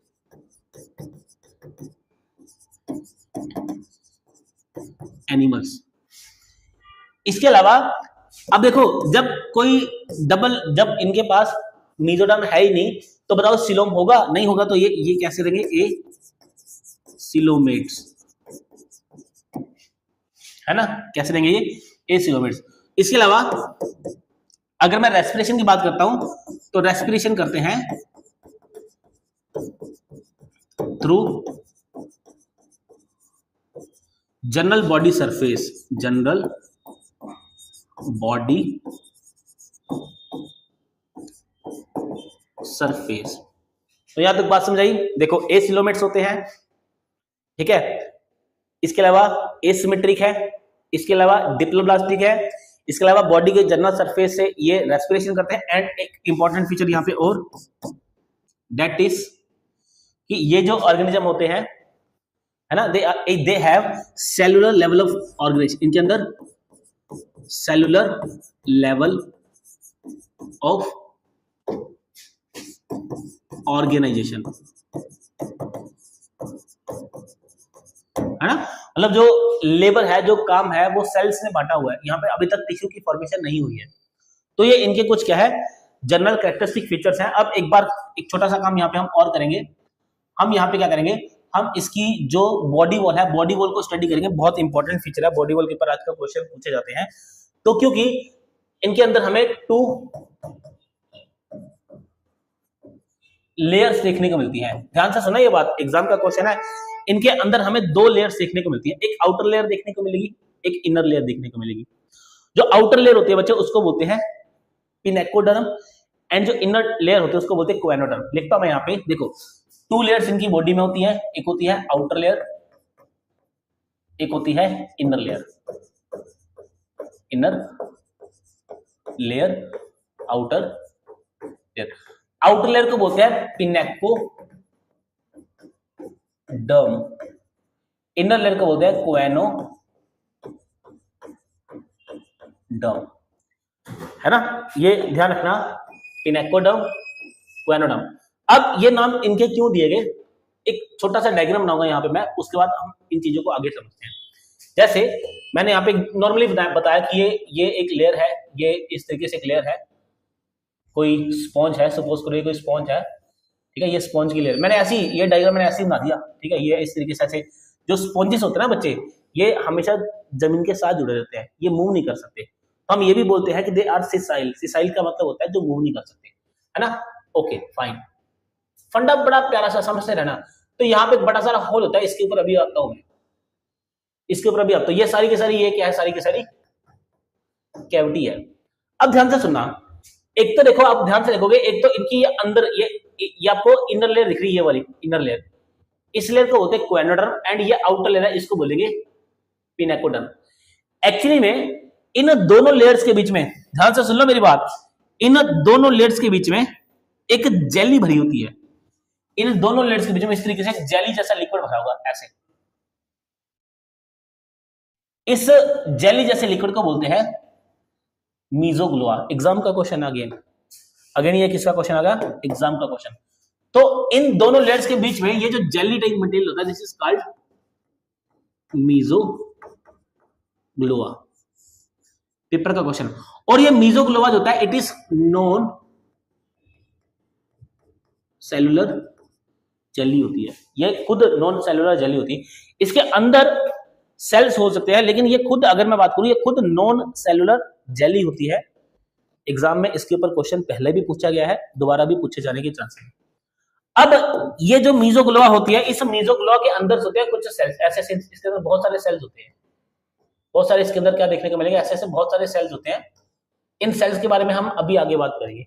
इसके अलावा इस लेयर के अंदर जो पिनेकोसाइट है ना, यहाँ पे ऐसे कुछ स्पिक्यूल्स, यहाँ पे कुछ ऐसे स्ट्रक्चर्स प्रेजेंट होती हैं, इनके बारे में हम आगे बात करेंगे। This are called spicules. Okay, point clear हुआ सबको, एकदम क्लियर हुआ। अब मेरे पास ये एक बोतल है, इमेजिन करो ये बोतल ही एक स्पॉन्ज है।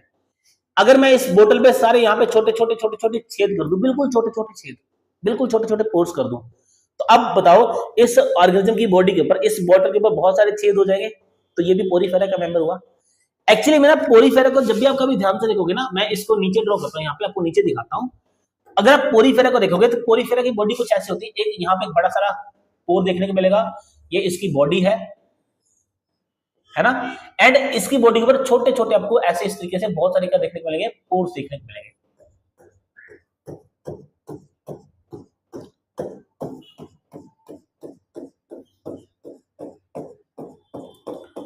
ठीक है, अब देखो जैसे इस बोतल के अंदर देखो, अंदर आपको खाली जगह दिख रही है, देखो एक बड़ा पोरा, यहाँ पे एक बड़ा पोरा, ये देखो ऐसी, यहाँ पे छोटे छोटे पोर्स है, ये छोटे छोटे पोर्स है आपको ये सारे, एंड यहाँ पे एक बड़ा पोर है, ये क्या है, एक बड़ा पोर है ये वाला। तो इस बड़े पोर का नाम है ओस्कुलम, ये जो छोटा पोर है इसका नाम है ओस्टिया। कभी कभी नाम में कंफ्यूजन होती है कि ओस्टिया कौन सा है, ओस्कुलम कौन सा है। तो मेरे भाई सिंपल सी कहानी है, जिसका नाम छोटा उसका साइज छोटा, तो ओस्टिया छोटे छोटे पोर्स होते हैं उनको ओस्टिया बोल दिया, जो बड़ा पोर है उसको क्या बोल दिया, ओस्कुलम बोल दिया, है ना। पॉइंट क्लियर हुआ, बहुत बढ़िया। अब ध्यान से देखो, जैसे उस बोतल के अंदर एक खाली कैविटी थी ना, वैसे अगर इसको ओपन किया जाए तो इसके अंदर भी आपको खाली कैविटी देखने को मिलेगी। मैं यहाँ पे लेयर बना रहा हूँ, देखते बड़ा प्यारे से तरीके से हम समझने की कोशिश करेंगे। तो इसके अंदर भी हमें इस तरीके से एक ऐसे, जब इसको डाइसेक्ट करते हैं तो हमें इसके अंदर भी क्या देखने को मिलती है, इस तरीके से एक लेयर देखने को मिलती है। ये देखो, मैंने इसको अंदर से खोल के देखा, जब मैंने इसको अंदर से खोल के देखा तो मुझे इसके ऊपर कुछ ऐसे ऐसे सेल्स नजर, अंदर सेल्स नजर आ रहे हैं।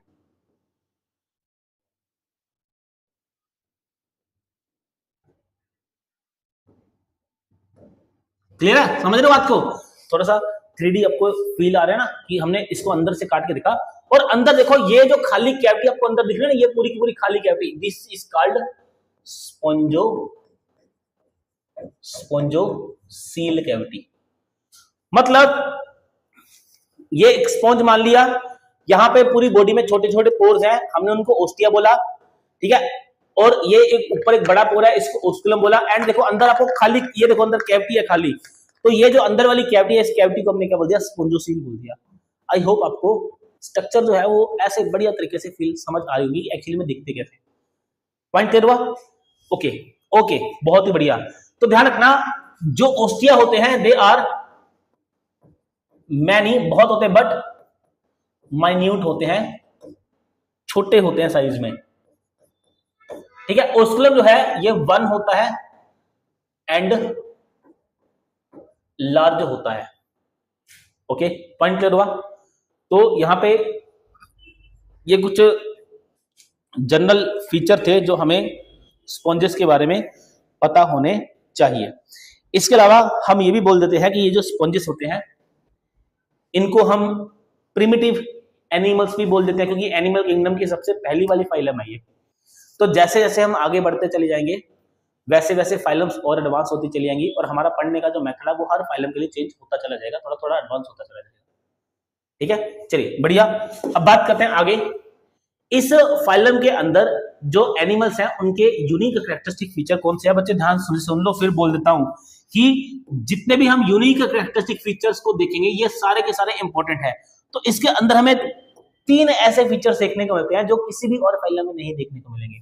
सबसे पहला जो यूनिक कैरेक्टरिस्टिक फीचर होता है दैट इज, इसके अंदर होगा वाटर कैनाल सिस्टम।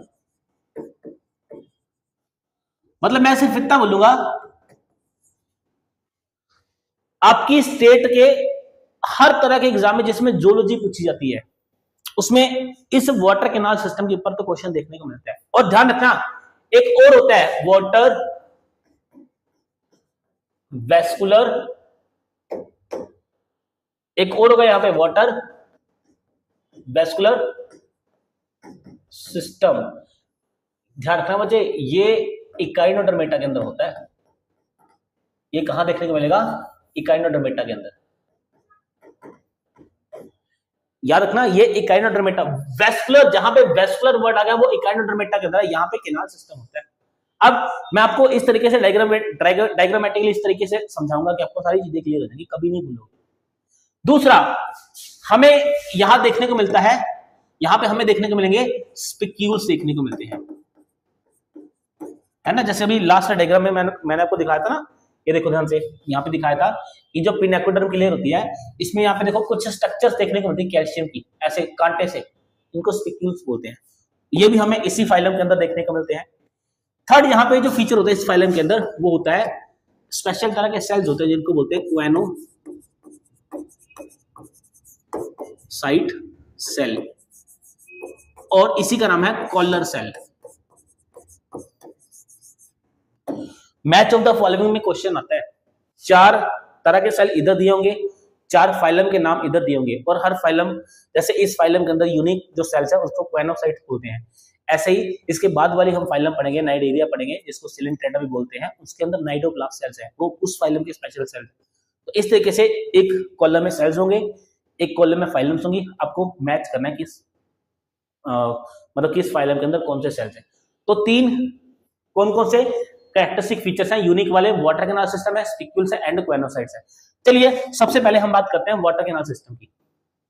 तो देखो, पहली बात तो वाटर कैनाल सिस्टम होता क्या है, पहले इस डायग्राम को एक बार के लिए छोड़ो, पहले इधर फोकस करो, क्या होता है वाटर कैनाल सिस्टम। तो सपोज करो ये एक स्पॉन्ज है ना। अब आपको स्पॉन्ज का डायग्राम तो क्लियर हो गया, इसके ऊपर छोटे छोटे यहाँ पे क्या होते हैं, इस तरीके से छोटे छोटे पोर्स होते हैं, पूरी बॉडी के ऊपर छोटे छोटे क्या रहेंगे, पोर्स आएंगे, है ना। और इन पोर्स का नाम क्या है, इसको इन पोर्स को बोलेंगे ओस्टिया, है ना। ओस्कुलम नहीं बोलेंगे क्योंकि ओस्कुलम ऊपर वाले का नाम, पोर का साइज छोटा है, ओस्टिया नाम भी छोटा, और इस वाले पोर को हम बोलेंगे ओस्कुलम। पता क्या होता है, क्योंकि ये एनिमल समुद्रों में पाए जाएंगे या फ्रेश वाटर में भी पाए जा सकते हैं, कुल मिला के पानी में पाए जाएंगे, कुल मिला के ये एनिमल्स पानी में पाए जाते हैं। अब इमेजिन करो, सब तरफ इसके आसपास पानी ही पानी है, इसके आसपास सब तरफ क्या है, पानी पानी है, पानी पानी। अब देखो, पानी समुद्र की गहराई जितनी बढ़ती है नीचे, जितनी नीचे की तरफ जाएगी उतना ज्यादा प्रेशर बढ़ता है। तो एक पोर ये रहा जिसको मैंने ए नाम दिया, एक पोर ये रहा जिसको मैंने डी नाम दिया। बताओ वाटर का प्रेशर ए पे ज्यादा होगा कि डी पे ज्यादा होगा? ओस्कुलम को मैंने ई नाम दे दिया, बताओ किस पे ज्यादा प्रेशर होगा? सर ज्यादा प्रेशर इस पे होगा क्योंकि ये ज्यादा डेप्थ पे, ज्यादा गहराई पे है। अरे टाइटैनिक भूल गए, टाइटैनिक अभी एक डूबी थी ना, है ना। तो क्यों डूबी थी वो, क्यों क्रैश कर गई वो, क्यों ब्लास्ट कर गई वो? क्योंकि नीचे प्रेशर बहुत ज्यादा था, ऐसे एकदम से स्क्वीज कर गई। समझो बात को। तो आप देखो नीचे प्रेशर ज्यादा है, तो नीचे प्रेशर ज्यादा, तो यहां से वाटर एंटर करेगा, एंटर करते कहां चला जाएगा, इस स्पोंजोसिल कैविटी, मतलब यहां से वाटर एंटर किया, इस स्पोंजोसिल कैविटी में होता होता होता होता इस ओस्कुलम से बाहर, सेम यहां से एंटर करेगा ऐसे ऐसे ऐसे होता हुआ ओस्कुलम से बाहर, यहां से एंटर करेगा ऐसे ऐसे ऐसे ऐसे ऐसे होता हुआ बाहर। तो देखो ध्यान से, कैनाल मतलब नदी, देखो कैनाल बन रही है, कैनाल ये देखो, या ये देखो मतलब बहुत कैनाल कैनाल बन रही ना कैनाल, इसी को बोलते हैं वाटर कैनाल सिस्टम। मतलब यहां पे एक सिस्टम होता है जहां से स्पॉन्ज की बॉडी में वाटर की एंट्री होती है, कहां से, ओस्टिया से, ओस्टिया से वाटर जाएगा कहां पे, स्पोंजोसिल कैविटी के अंदर, और स्पोंजोसिल कैविटी से वाटर कहां चला जाएगा, ओस्कुलम से बाहर। तो इसलिए ओस्टिया को बोला जाता है इनकरंट कैनाल। ओस्टिया को हम क्या बोलते हैं, this is called incurrent canal. अब देखो एक छोटी सी चीज नोटिस करना है यहां पे, इसको मैं हल्का सा जूम करता हूं, ये देखो ध्यान से, जब पानी ने एंटर किया, जब वाटर एंटर किया, तो देखो इसकी बॉडी में कुछ टाइम, ये हिस्सा, अगर आप इस हिस्से को देखो, ये हिस्सा इसकी बॉडी है पूरी, तो कुछ टाइम के लिए वाटर जो बॉडी के अंदर भी रहेगा, है ना। तो हम यहां पे ये लिख सकते हैं, अब इस चीज को अगर मुझे मॉडिफाई करना हो तो मैं थोड़ा सा ऐसे लिख दूं इसको, कि एक मिनट, सॉरी थोड़ा सा ऐसे लिखेंगे हम, इसको करते हैं हल्का सा साइड में, ये इसको यहां ले आए भाई, ओस्टिया के अंदर वाटर एंटर करेगा, ओस्टिया के बाद वाटर जाएगा बॉडी वॉल के अंदर, एंड बॉडी वॉल से फिर वाटर कहां चलेगा, इस स्पोंजोसिल कैविटी में चला जाएगा। तो सेम केस, इनकरंट कैनाल हम किसको बोलेंगे, ओस्टिया को। इनकरंट कैनाल से वाटर एंटर करेगा बॉडी वॉल के अंदर ना, इनकरंट कैनाल से वाटर कहां चला जाएगा, बॉडी के कैनाल के अंदर, एंड बॉडी के कैनाल को बोलते हैं रेडियल कैनाल, रेडियल कैनाल। अब बॉडी वॉल से वाटर चला गया स्पोंजोसिल कैविटी के अंदर, और स्पोंजोसिल कैविटी से वो वाटर बाहर जाने वाला है, तो स्पोंजोसिल कैविटी को हम बोलते हैं एक्सकरेंट कैनाल। क्या बोलेंगे, एक्सकरेंट कैनाल। क्यों बोला, क्योंकि इससे तो वाटर जो है वो एग्जिट कर जाएगा, एंड इस एग्जिट करंट कैनाल से वाटर कहां चलेगा, ओस्कुलम के अंदर। तो इस तरीके से भी आपको एग्जाम में ऐसे भी एक पैटर्न आ सकता है, आपने इसको sequence wise, order wise arrange करना है, आपको ऐसे भी आ सकता है, आपने इसको ऑर्डर वाइज क्या करना है, अरेंज करना है। एक छोटी सी इंफॉर्मेशन आपको और देता हूं, सपोज करो ये ओस्टिया है, ये ओस्टिया है, तो ओस्टिया के ऊपर ना कुछ सेल्स होते हैं, इनको बोलते हैं पोरोसाइट, आपकी नॉलेज के लिए सिर्फ, है ना। तो ये बीच में क्या है, बीच में यहां लिखता हूं, ये क्या है, ओस्टिया, और ओस्टिया के चारों तरफ कुछ सेल्स पाए जाते हैं, इनको बोलते हैं पोरोसाइट। ये एक्चुअली में ओस्टिया के साइज को रेगुलेट करते हैं, बड़ा छोटा करना है ना, तो पोरोसाइट का काम होता है। पॉइंट क्लियर हुआ। तो आपको ये तीनों तरह के कैनाल सिस्टम नजर आ रहे हैं। अब देखो ये कैनाल सिस्टम जो होते हैं यहाँ पे आपको जो दिख रहे हैं, बेसिकली हमें स्पॉन्जिस के अंदर तीन तरह के कैनाल सिस्टम देखने को होते हैं। एक होता है सबसे सिंपल वाला कैनाल सिस्टम, इसको बोलते हैं ascon type canal system, ascon type canal system. ये याद रखना, सबसे सिंपल कैनाल सिस्टम है, और इसकी एग्जांपल बड़ी इंपॉर्टेंट है। एक स्पॉन्ज होता है ल्यूकोसोलेनिया, ल्यूकोसोलेनिया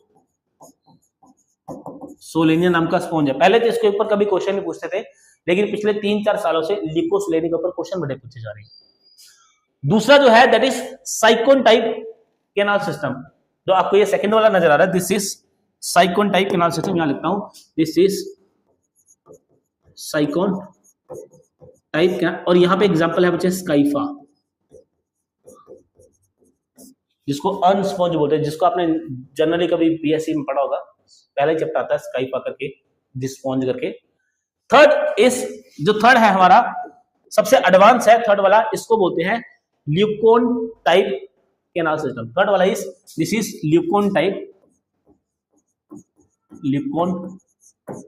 कैनाल सिस्टम, और इसकी एग्जांपल जो है बच्चे दैट इज स्पॉन्जिला। अब थोड़ा सा मैं कह रहा हूं कि सबसे एडवांस ये वाला है, ये सबसे एडवांस है, और ये सबसे सिंपल है। क्यों भाई, इसलिए एडवांस है बच्चे। देखो ध्यान से, यहाँ से वाटर एंटर करेगा, बॉडी वॉल में काफी टाइम तक घूमता रहेगा, फिर जाके एक्सटर्नल कैनाल में जाएगा, लेकिन यहाँ से एंटर करा सीधा बाहर। तो जितना टाइम जो वाटर है वो बॉडी वॉल के अंदर रहेगा, जितना टाइम वाटर जो है वो बॉडी वॉल के अंदर रहेगा, उतना ही ज्यादा फूड को ट्रैप करने का मौका मिलेगा। सर बात ही नहीं समझ आई? अरे समझाऊंगा ना, देखो ध्यान से समझाता ना बात को आपको, मैं बड़ी प्यारे से तरीके से बात समझाता हूँ। आपको याद है ना, अंदर वाली लेयर को क्वेनोसाइट बोला था, क्वेनोडर्म बोला था। एक्चुअली में ना अंदर की तरफ ना स्पोंजोसेल कैविटी में कुछ स्पेशल तरह के सेल्स होते हैं जिनको बोलते हैं क्वेनोसाइट सेल्स, ऐसे। और जब वाटर जाएगा यहां से तो ये सेल्स क्या करते हैं, ये इस वाटर से फूड ट्रैप करते हैं। तो जितना टाइम वाटर अंदर रहेगा उतना ज्यादा टाइम मिलेगा फूड को ट्रैप करने का। इसलिए जो हमारा ल्यूकोन टाइप कैनाल सिस्टम होता है ये थोड़ा सा एडवांस होता है। बात समझे? बहुत ही बढ़िया। आगे बात करते हैं स्पिक्यूल्स की। तो एक हमने यूनिक कैरेक्टरिस्टिक फीचर को देख लिया, सेकेंड इज स्पिक्यूल्स। अब स्पिक्यूल्स क्या है? देखो इन जनरल देखा जाए तो हम बोलते हैं ये एक तरह से स्केलेटन, मतलब स्केलेटन सिस्टम की फॉर्मेशन करते हैं। देखो इन जनरल मैं बोल रहा हूं, वैसे तो स्केलेटन सिस्टम बोन्स वगैरह जो होते हैं उसी को बोलते हैं। इन जनरली हम ये बोल देते हैं कि ये कुछ कैल्केरियस स्ट्रक्चर्स होती हैं, मतलब जो स्पिक्यूल्स होते हैं ये कैल्शियम से भी बने हो सकते हैं, ये जो है ये सिलिशियस सिलिकॉन से बने हो सकते हैं, एंड ये स्पॉन्जिन फाइबर से भी बने हो सकते हैं, स्पॉन्जिन फाइबर से बने हो। और ये जो स्पिक्यूल्स होते हैं, ये बेसिकली स्पिक्यूल्स होते हैं, ये प्रोटेक्शन का काम करते हैं और अलग अलग शेप के होते हैं। एंड एक इनका इंपॉर्टेंट फीचर क्या है, on the basis of type of spicules,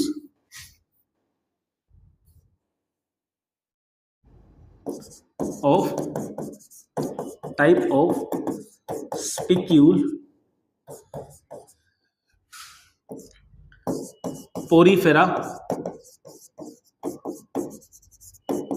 phylum is classified into 3 classes। मैंने आपको बोला था ना कि इन वर्टिब्रेट्स को, जो नॉन कोडेट्स हैं, नॉन कोडेट्स को हम अप टू क्लास पढ़ेंगे एंड कोडेट्स को हम अप टू ऑर्डर पढ़ेंगे। तो अब जब भी हम किसी फाइलम को पढ़ेंगे, हर फाइलम की हम डिवीजन पढ़नी है, हर फाइलम के अंदर हमें क्लासिफिकेशन पढ़नी है। जैसे फाइलम पोरीफेरा को 3 क्लासेस के अंदर डिवाइड किया जाता है।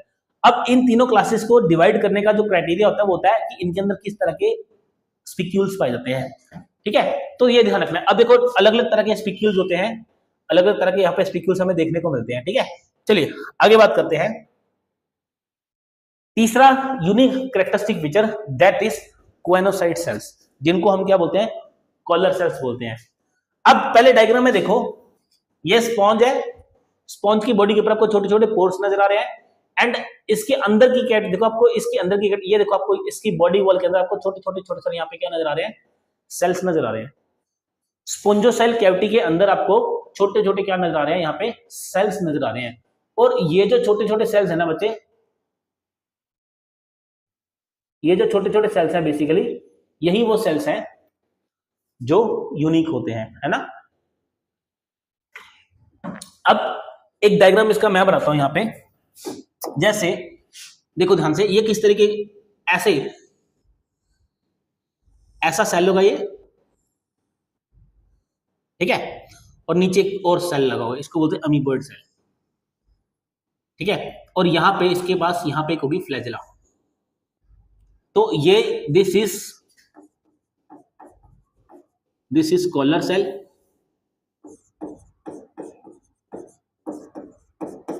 और ये इसके नीचे होता है दिस इज अमीबॉइड सेल। इसके बारे में भी बात करते हैं, अमीबॉइड सेल।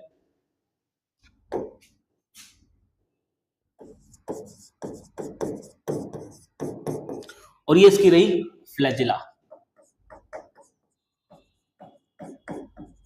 और ये प्रेजेंट कहां पे है, इस कैविटी में प्रेजेंट है। मतलब जब यहां से वाटर जाएगा इस कैविटी में, बड़े ध्यान से फंक्शन समझे इसका, क्वेनोसाइट सेल का। अच्छा एक चीज बताता हूं, आप इसका फंक्शन बड़े अच्छे तरीके से रिलेट कर पाओगे। जब सर्दी होती है ना, तब हम नहाने जाते हैं, और क्योंकि डर लगता है ना नहाने से, पानी ठंडा ना हो, तो हम क्या करते हैं, हम ऐसे बकेट पड़ी होती है, बाल्टी पड़ी होती है, उसमें हाथ डालते हैं और ऐसे ऐसे हाथ को घुमाते हैं। ऐसा ही करते हो, हाथ को ऐसे ऐसे घुमाते हैं। और जब हाथ को इस तरीके से घुमाया जाता है ना, तो कभी भी नोटिस करना, सेंटर की तरफ जहां पे आपका हाथ है, बिल्कुल सेंटर, बकेट के बिल्कुल सेंटर की तरफ पानी नीचे की तरफ जाएगा, साइडों में पानी ऊपर की तरफ आएगा। तो मैं ये कहना चाहता हूं कि सेंटर की तरफ पानी नीचे की तरफ खींचा चला जाता है। अब इमेजिन करो, ये स्पॉन्जोसिल कैविटी है, ये ऐसे इमेजिन करो, ये स्पॉन्ज है, इसकी इसके अंदर ये स्पॉन्जोसिल कैविटी है, एंड वहां पे लगे इस तरीके से बहुत सारे छोटे छोटे ऐसे क्वाड्रोसाइट सेल लगे ऐसे, और ये इस तरीके से क्या कर रहा है, ऐसे फ्लैजेला को हिला रहे हैं, ऐसे मूवमेंट शो कर रहे हैं फ्लैजेला की। अब जब यहां से वाटर निकलेगा स्पॉन्जोसिल कैविटी से, और ये इस तरीके से ऐसे ऐसे फ्लैजेला घूमेगी, तो पानी को अंदर की तरफ खींचेगी। हाँ खींचेगी, समझ के बात को, है ना। तो जब पानी को अंदर की ओर खींचेगी, अब उस वाटर के अंदर जितने भी न्यूट्रिएंट्स प्रेजेंट होंगे, उन सारे के सारे न्यूट्रिएंट्स को ये ट्रैप कर लेगा। समझे बात को? बड़ी प्यारी सी बात थी। क्या बात थी कि पानी ऐसे, ये इस तरीके से ऐसे रोटेट करेगा, जब अंदर ऐसे पानी आएगा, इस वाटर के साथ मान के चलो ये न्यूट्रिशन भी था इसके साथ, तो ये न्यूट्रिशन को क्या करेगा, इसको आगे पास करेगा, ट्रैप कर देगा। तो इस तरीके से पानी में से, देखो बड़ा प्यारा फंक्शन, पानी में से सॉलिड पार्टिकल्स को, न्यूट्रिशन को क्या कर लेंगे, अपने पास रख लेंगे, फिर पानी को बाहर भेज देंगे, जा भाई अब तू किसी काम का नहीं है। फिल्टर क्या करता है, एक फिल्टर क्या करता है, आप फिल्टर में जब पानी डालोगे तो उस वाटर के अंदर जो भी सॉलिड पार्टिकल्स हैं उनको फिल्टर बाहर फेंक देगा, पानी को पास कर देगा आगे। तो ऐसे ही तो यहाँ पे हो रहा है, समुद्र का जो पानी था वो स्पंज की बॉडी के अंदर गया, उसके अंदर जो न्यूट्रिएंट्स थे, छोटे छोटे पार्टिकल्स जो थे, वो उसकी बॉडी के अंदर एब्जॉर्ब हो गए, पानी वापिस साफ होकर बाहर आ गया। इसलिए हम ये बोलते हैं कि जो स्पॉन्जेस होते हैं, दे आर फिल्टर फीडर। यहां लिखता हूं, अगर जो स्पॉन्जेस होते हैं, दे आर फिल्टर फीडर, मतलब वाटर आएगा इनके अंदर, बॉडी के अंदर एंटर करेगा, फिल्टर होगा, बाहर चला जाएगा, और जितने भी सॉलिड पार्टिकल्स को ये क्वानोसाइट सेल जो है, जो कॉलर सेल्स है, एब्जॉर्ब करते हैं, ये अमीबोइड सेल को भेज देते हैं, और ये जो अमीबोइड सेल्स होते हैं ये आगे इनको डिस्ट्रीब्यूट कर देते हैं। अभी हम आगे अमीबोइड सेल की भी बात करेंगे। तो इसका मतलब ये हुआ कि ये जो क्वानोसाइट सेल्स है यहाँ पे, ये डाइजेस्टिव, मतलब ये डाइजेशन का काम भी कर रहे हैं, इनको डाइजेस्टिव सिस्टम, ये बेसिकली डाइजेशन का काम भी कर रहे हैं। इसके अलावा ये रेस्पिरेशन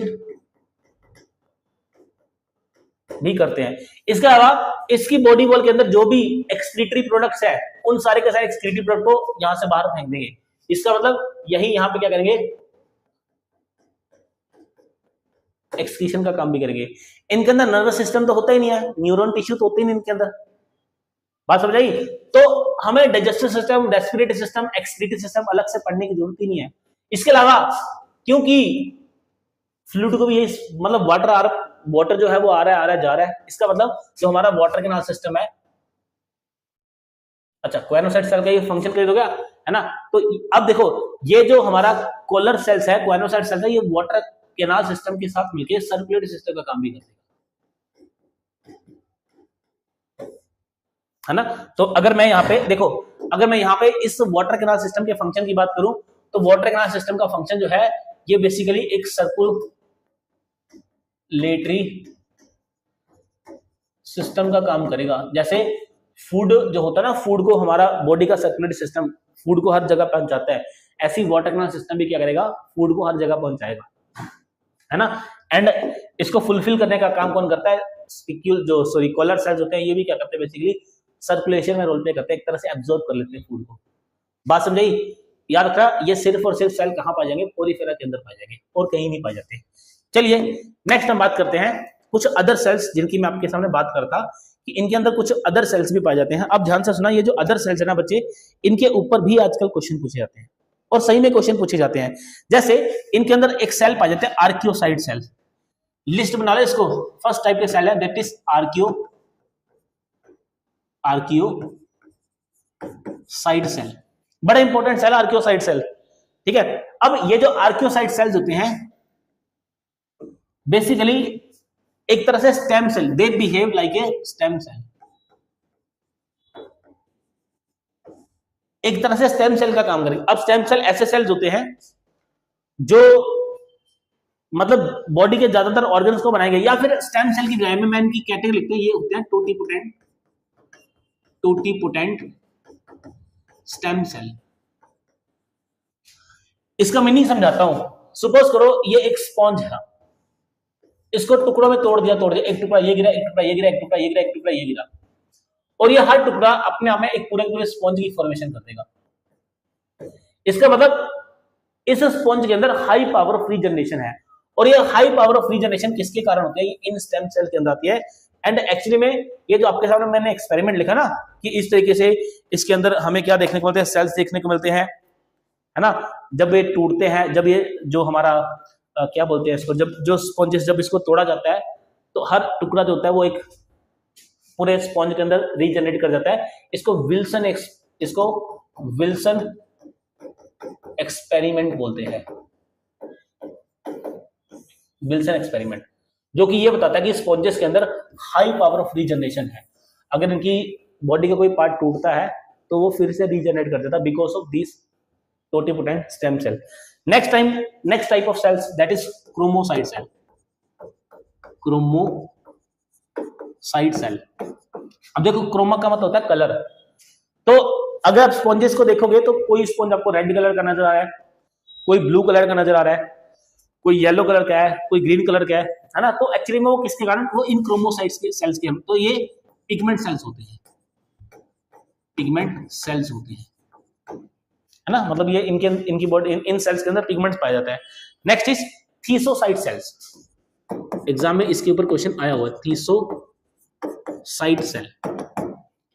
अब ये जो थीसोसाइट सेल्स होते हैं, इनके अंदर फूड को रिजर्व करके रखा जाता है, तो हम बोलते हैं they are reserve food granule. मतलब ये फूड को स्टोर करके रखते हैं, सिर्फ स्टोर करके रखते हैं, ध्यान रखना, सिर्फ स्टोर करके रखते हैं, सिर्फ और सिर्फ स्टोर। नेक्स्ट होता है ट्रोपोसाइट सेल, चौथा सेल है दैट इज ट्रोपोसाइट सेल।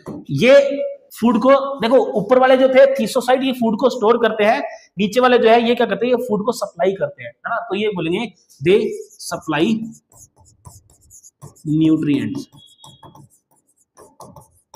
उसके बाद एक और होता है मायोसाइट,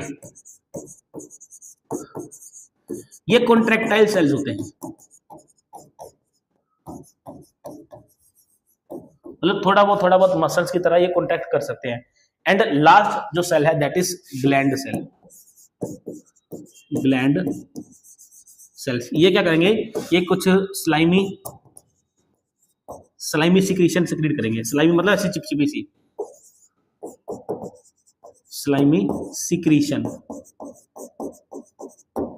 ठीक है। और एक इंटरेस्टिंग बात बताऊं, ये सारे के सारे सेल्स जिस कैटेगरी में आते हैं उस कैटेगरी बोलते हैं आर्कियोसाइट सेल, मतलब amoebocyte cell. So these all cell are the example of amoebocyte cell. तो ये सारे के सारे एग्जांपल किसके हैं? अमीबोसाइट सेल्स के एग्जांपल है। बात समझ आई? तो ये इंपॉर्टेंट है बच्चे, सेल्स के नाम इंपॉर्टेंट है, इनके ऊपर आजकल एग्जाम में क्वेश्चन जो है वो भर भर के पूछे जाते हैं। इसके अलावा और भी होते हैं, सेक्स सेल्स होते हैं, उसके बारे में आगे बात करते हैं। ऐसे ही कुछ यहाँ पे स्क्लेरोब्लास्ट सेल भी देखने को मिलते हैं, यहाँ इसको भी लिख लो। एक और होते हैं, एक टाइप और लिख लो आप यहाँ पे, दैट इज स्क्लेरोब्लास्ट। 7 टाइप लिखो, स्क्लेरोब्लास्ट। तो कुछ नहीं, ये स्पिक्यूल्स को फॉर्म करते हैं, इनसे क्या बनते हैं? स्पिक्यूल्स बनते हैं स्क्लेरोब्लास्ट से। आगे चला जाए, या फिर आप इसको बोल सकते हो they are skeletal forming cells. ठीक है जी, चलिए बहुत बढ़िया। नेक्स्ट हम बात करते हैं रिप्रोडक्शन के ऊपर। अब देखो एक नई टर्म आपको यहां पे बताता हूं, जो स्पॉन्जेस होते हैं दे आर हर्मेफ्रोडाइट। हर्मेफ्रोडाइट। अब what is the meaning of hermaphrodite? मतलब हर्मेफ्रोडाइट हम उसको बोलते हैं, ठीक है, ऐसे ऑर्गेनिज्म हर्मेफ्रोडाइट, ऐसे ऑर्गेनिज्म जिनके अंदर male and female sex organ हो, मेल एंड फीमेल जो सेक्स है वो एक ही ऑर्गेनिज्म के अंदर हो, इन वन ऑर्गेनिज्म, तो हम उसको बोलेंगे वो हर्मेफ्रोडाइट है। बात समझ आई? जैसे अर्थवर्म जो है वो भी हर्माफ्रोडाइट है, उसके अंदर male and female sex organ जब पाए जाते हैं। अब अगर हम बात करते हैं स्पॉन्जेस की, तो स्पॉन्जेस होते हैं ये एक सेक्सुअली भी रिप्रोड्यूस करते हैं। इनके अंदर ये सेक्सुअली भी रिप्रोड्यूस करेंगे। अब अगर मैं ए सेक्सुअल रिप्रोडक्शन की बात करता हूं, इसमें दो एग्जांपल्स आते हैं, एक आती है जेम्यूल फॉर्मेशन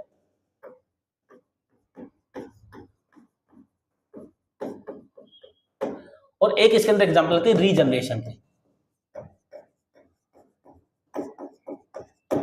रीजनरेशन के अंदर आपने विल्सन एक्सपेरिमेंट को ध्यान रखना है, एक स्पॉन्जिस को जितने टुकड़ों में तोड़ोगे उससे और एक टुकड़े से नए स्पॉन्ज बन जाएगा, तो इनके अंदर हाई पावर ऑफ रीजनरेशन होती है। जेम्यूल फॉर्मेशन जो है वो जब आप रिप्रोडक्शन वाला चैप्टर पढ़ोगे, रिप्रोडक्शन इन ऑर्गेनिज्म, तब वहां पे आपको आएगा, तब इसको हम वहां पे पढ़ेंगे। फिलहाल हमारा फोकस कहां पे रहना चाहिए? इस सेक्सुअल रिप्रोडक्शन में। अब सेक्सुअल रिप्रोडक्शन है तो जाहिर सी बात है यहाँ पे मेल गैमेट भी होगा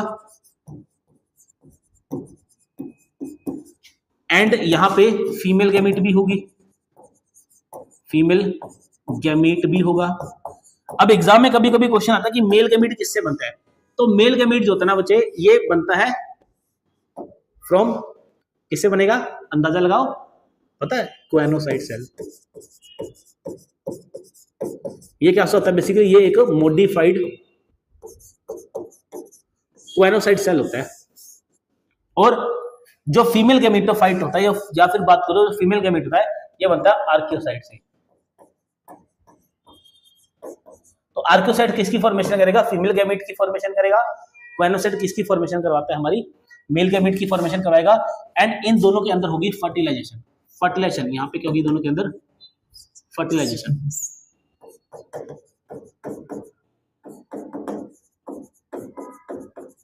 और जब भी दोनों के अंदर फर्टिलाइजेशन होगी, इससे बनेगा जो ऑर्गेनिज्म बनेगा, वो बनेगा इससे लार्वा बनेगा। लार्वा बनने का मतलब है कि इनके अंदर जो डेवलपमेंट होती है वो इनडायरेक्ट डेवलपमेंट, डायरेक्ट इनके अंदर इनडायरेक्ट डेवलपमेंट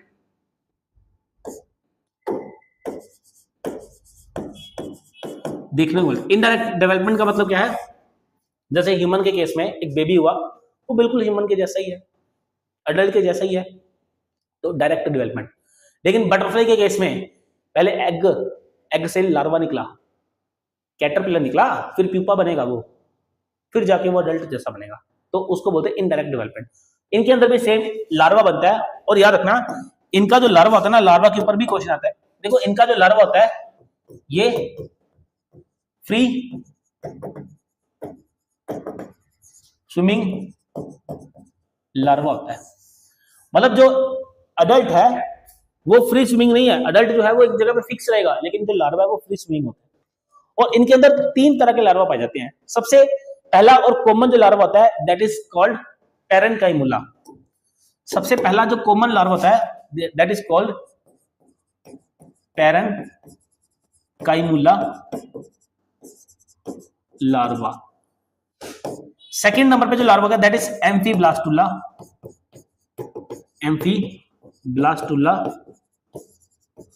लार्वा, याद रखना इट इज वेरी कॉमन।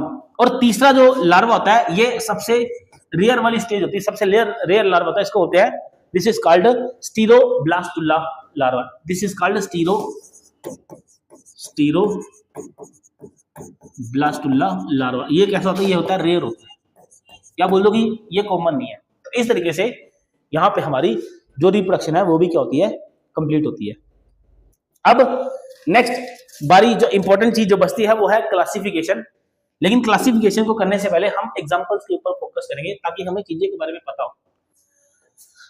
सबसे पहला जो डायग्राम है यहां पर आपको ये जो नजर, दिस इज ऑन स्पॉन्ज और यही होता है स्काइफा।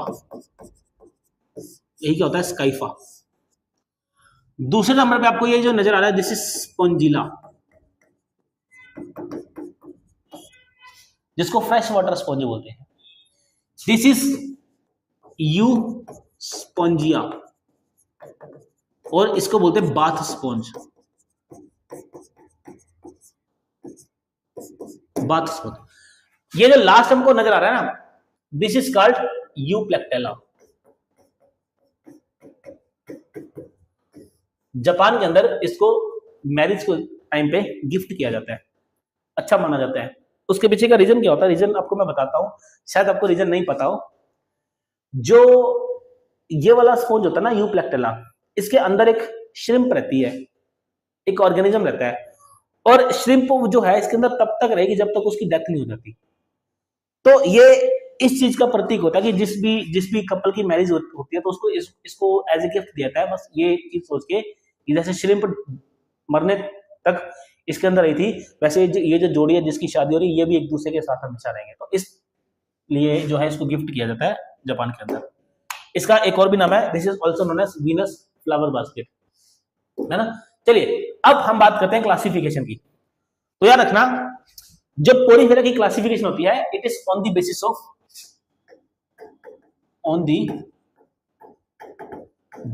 Of spicules.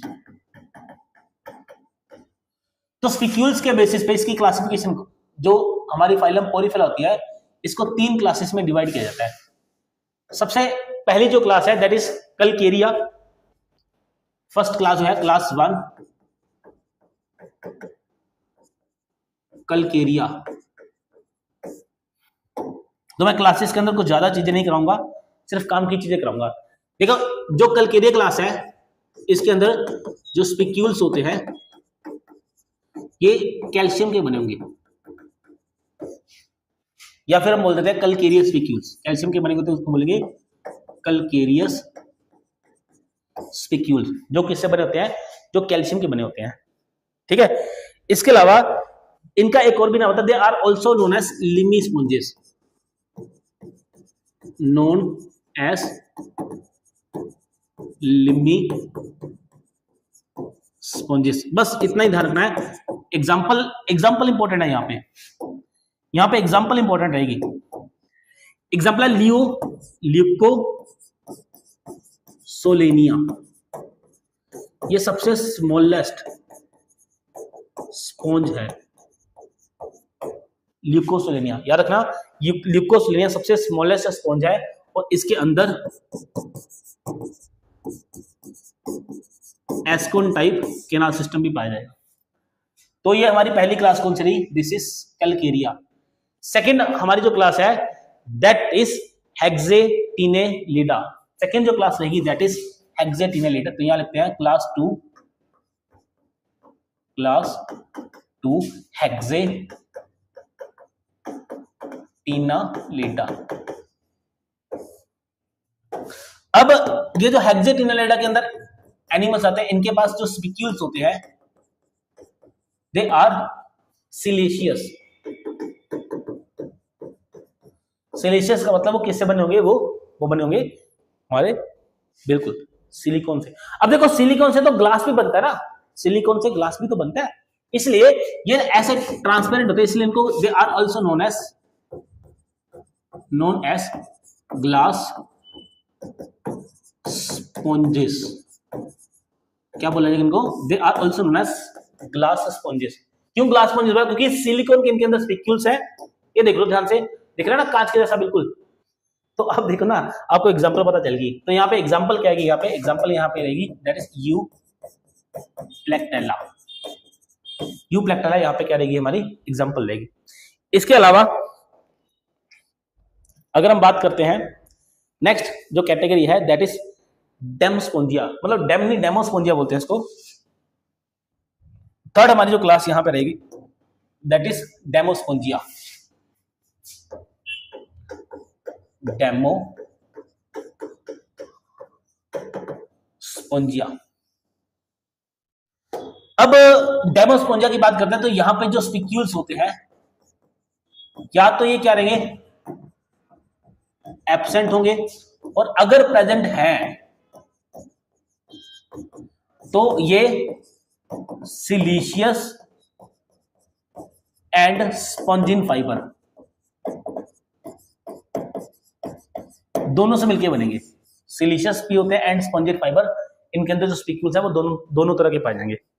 अब देखो ये इंपॉर्टेंट क्यों होते हैं, ये इंपॉर्टेंट इसलिए होते हैं बच्चे because they are economically very important. ये जो स्पॉन्जेस होते हैं दे आर इकोनॉमिकली इंपॉर्टेंट होते हैं। जैसे कुछ एग्जांपल्स बताता हूं आपको मैं यहाँ पे। पहले एग्जांपल यहाँ पे हम देखेंगे स्पॉन्जिला, दूसरी एग्जांपल हम यहाँ पे देखेंगे यू स्पॉन्जिया, तीसरी जो सबसे इंपॉर्टेंट जिसको मैं सबसे इंपॉर्टेंट मानता हूं दैट इज क्लियोना। इसको यूज करते हैं इन पर्ल इंडस्ट्री। अब पर्ल इंडस्ट्री का तो नाम आपको पता होगा ना कि मोती बनते हैं, मतलब ऐसा होता है ना मोलस्का से मोती बनाए जाते हैं, उसको बोलते हैं पर्ल इंडस्ट्री, है ना।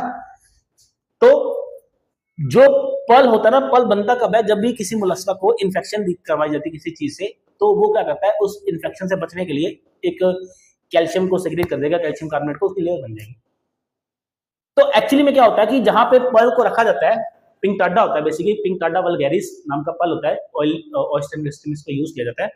तो उसको इन्फेक्ट किया जाता है किससे, क्लियोना से। तो क्लियोना जब इन्फेक्ट करेगा तो जो ऑयस्टर होगा वो कैल्शियम कार्बोनेट की लेयर को रिलीज कर देगा, ऐसे रिलीज कर दिया तो ये बैठा क्लियोना, क्लियोना दब गया, मर गया। फिर एक और क्लियोना, एक और लेयर, एक और क्लियोना, एक और लेयर, इस तरीके से ये इन्फेक्ट करने के काम आता है। इसलिए क्लियोना जो है एक इंपॉर्टेंट स्पॉन्ज माना जाता है। तो इसी के साथ ही हमारी पहली वाली जो क्लास है, पहली वाली जो फाइलम है हमारी, वो बहुत ही मस्त और अच्छे तरीके से खत्म होती है। आई होप आपको सारी की सारी जो चीजें हैं वो बहुत अच्छे सिंपल सा तरीके से समझ आई होंगी। एंड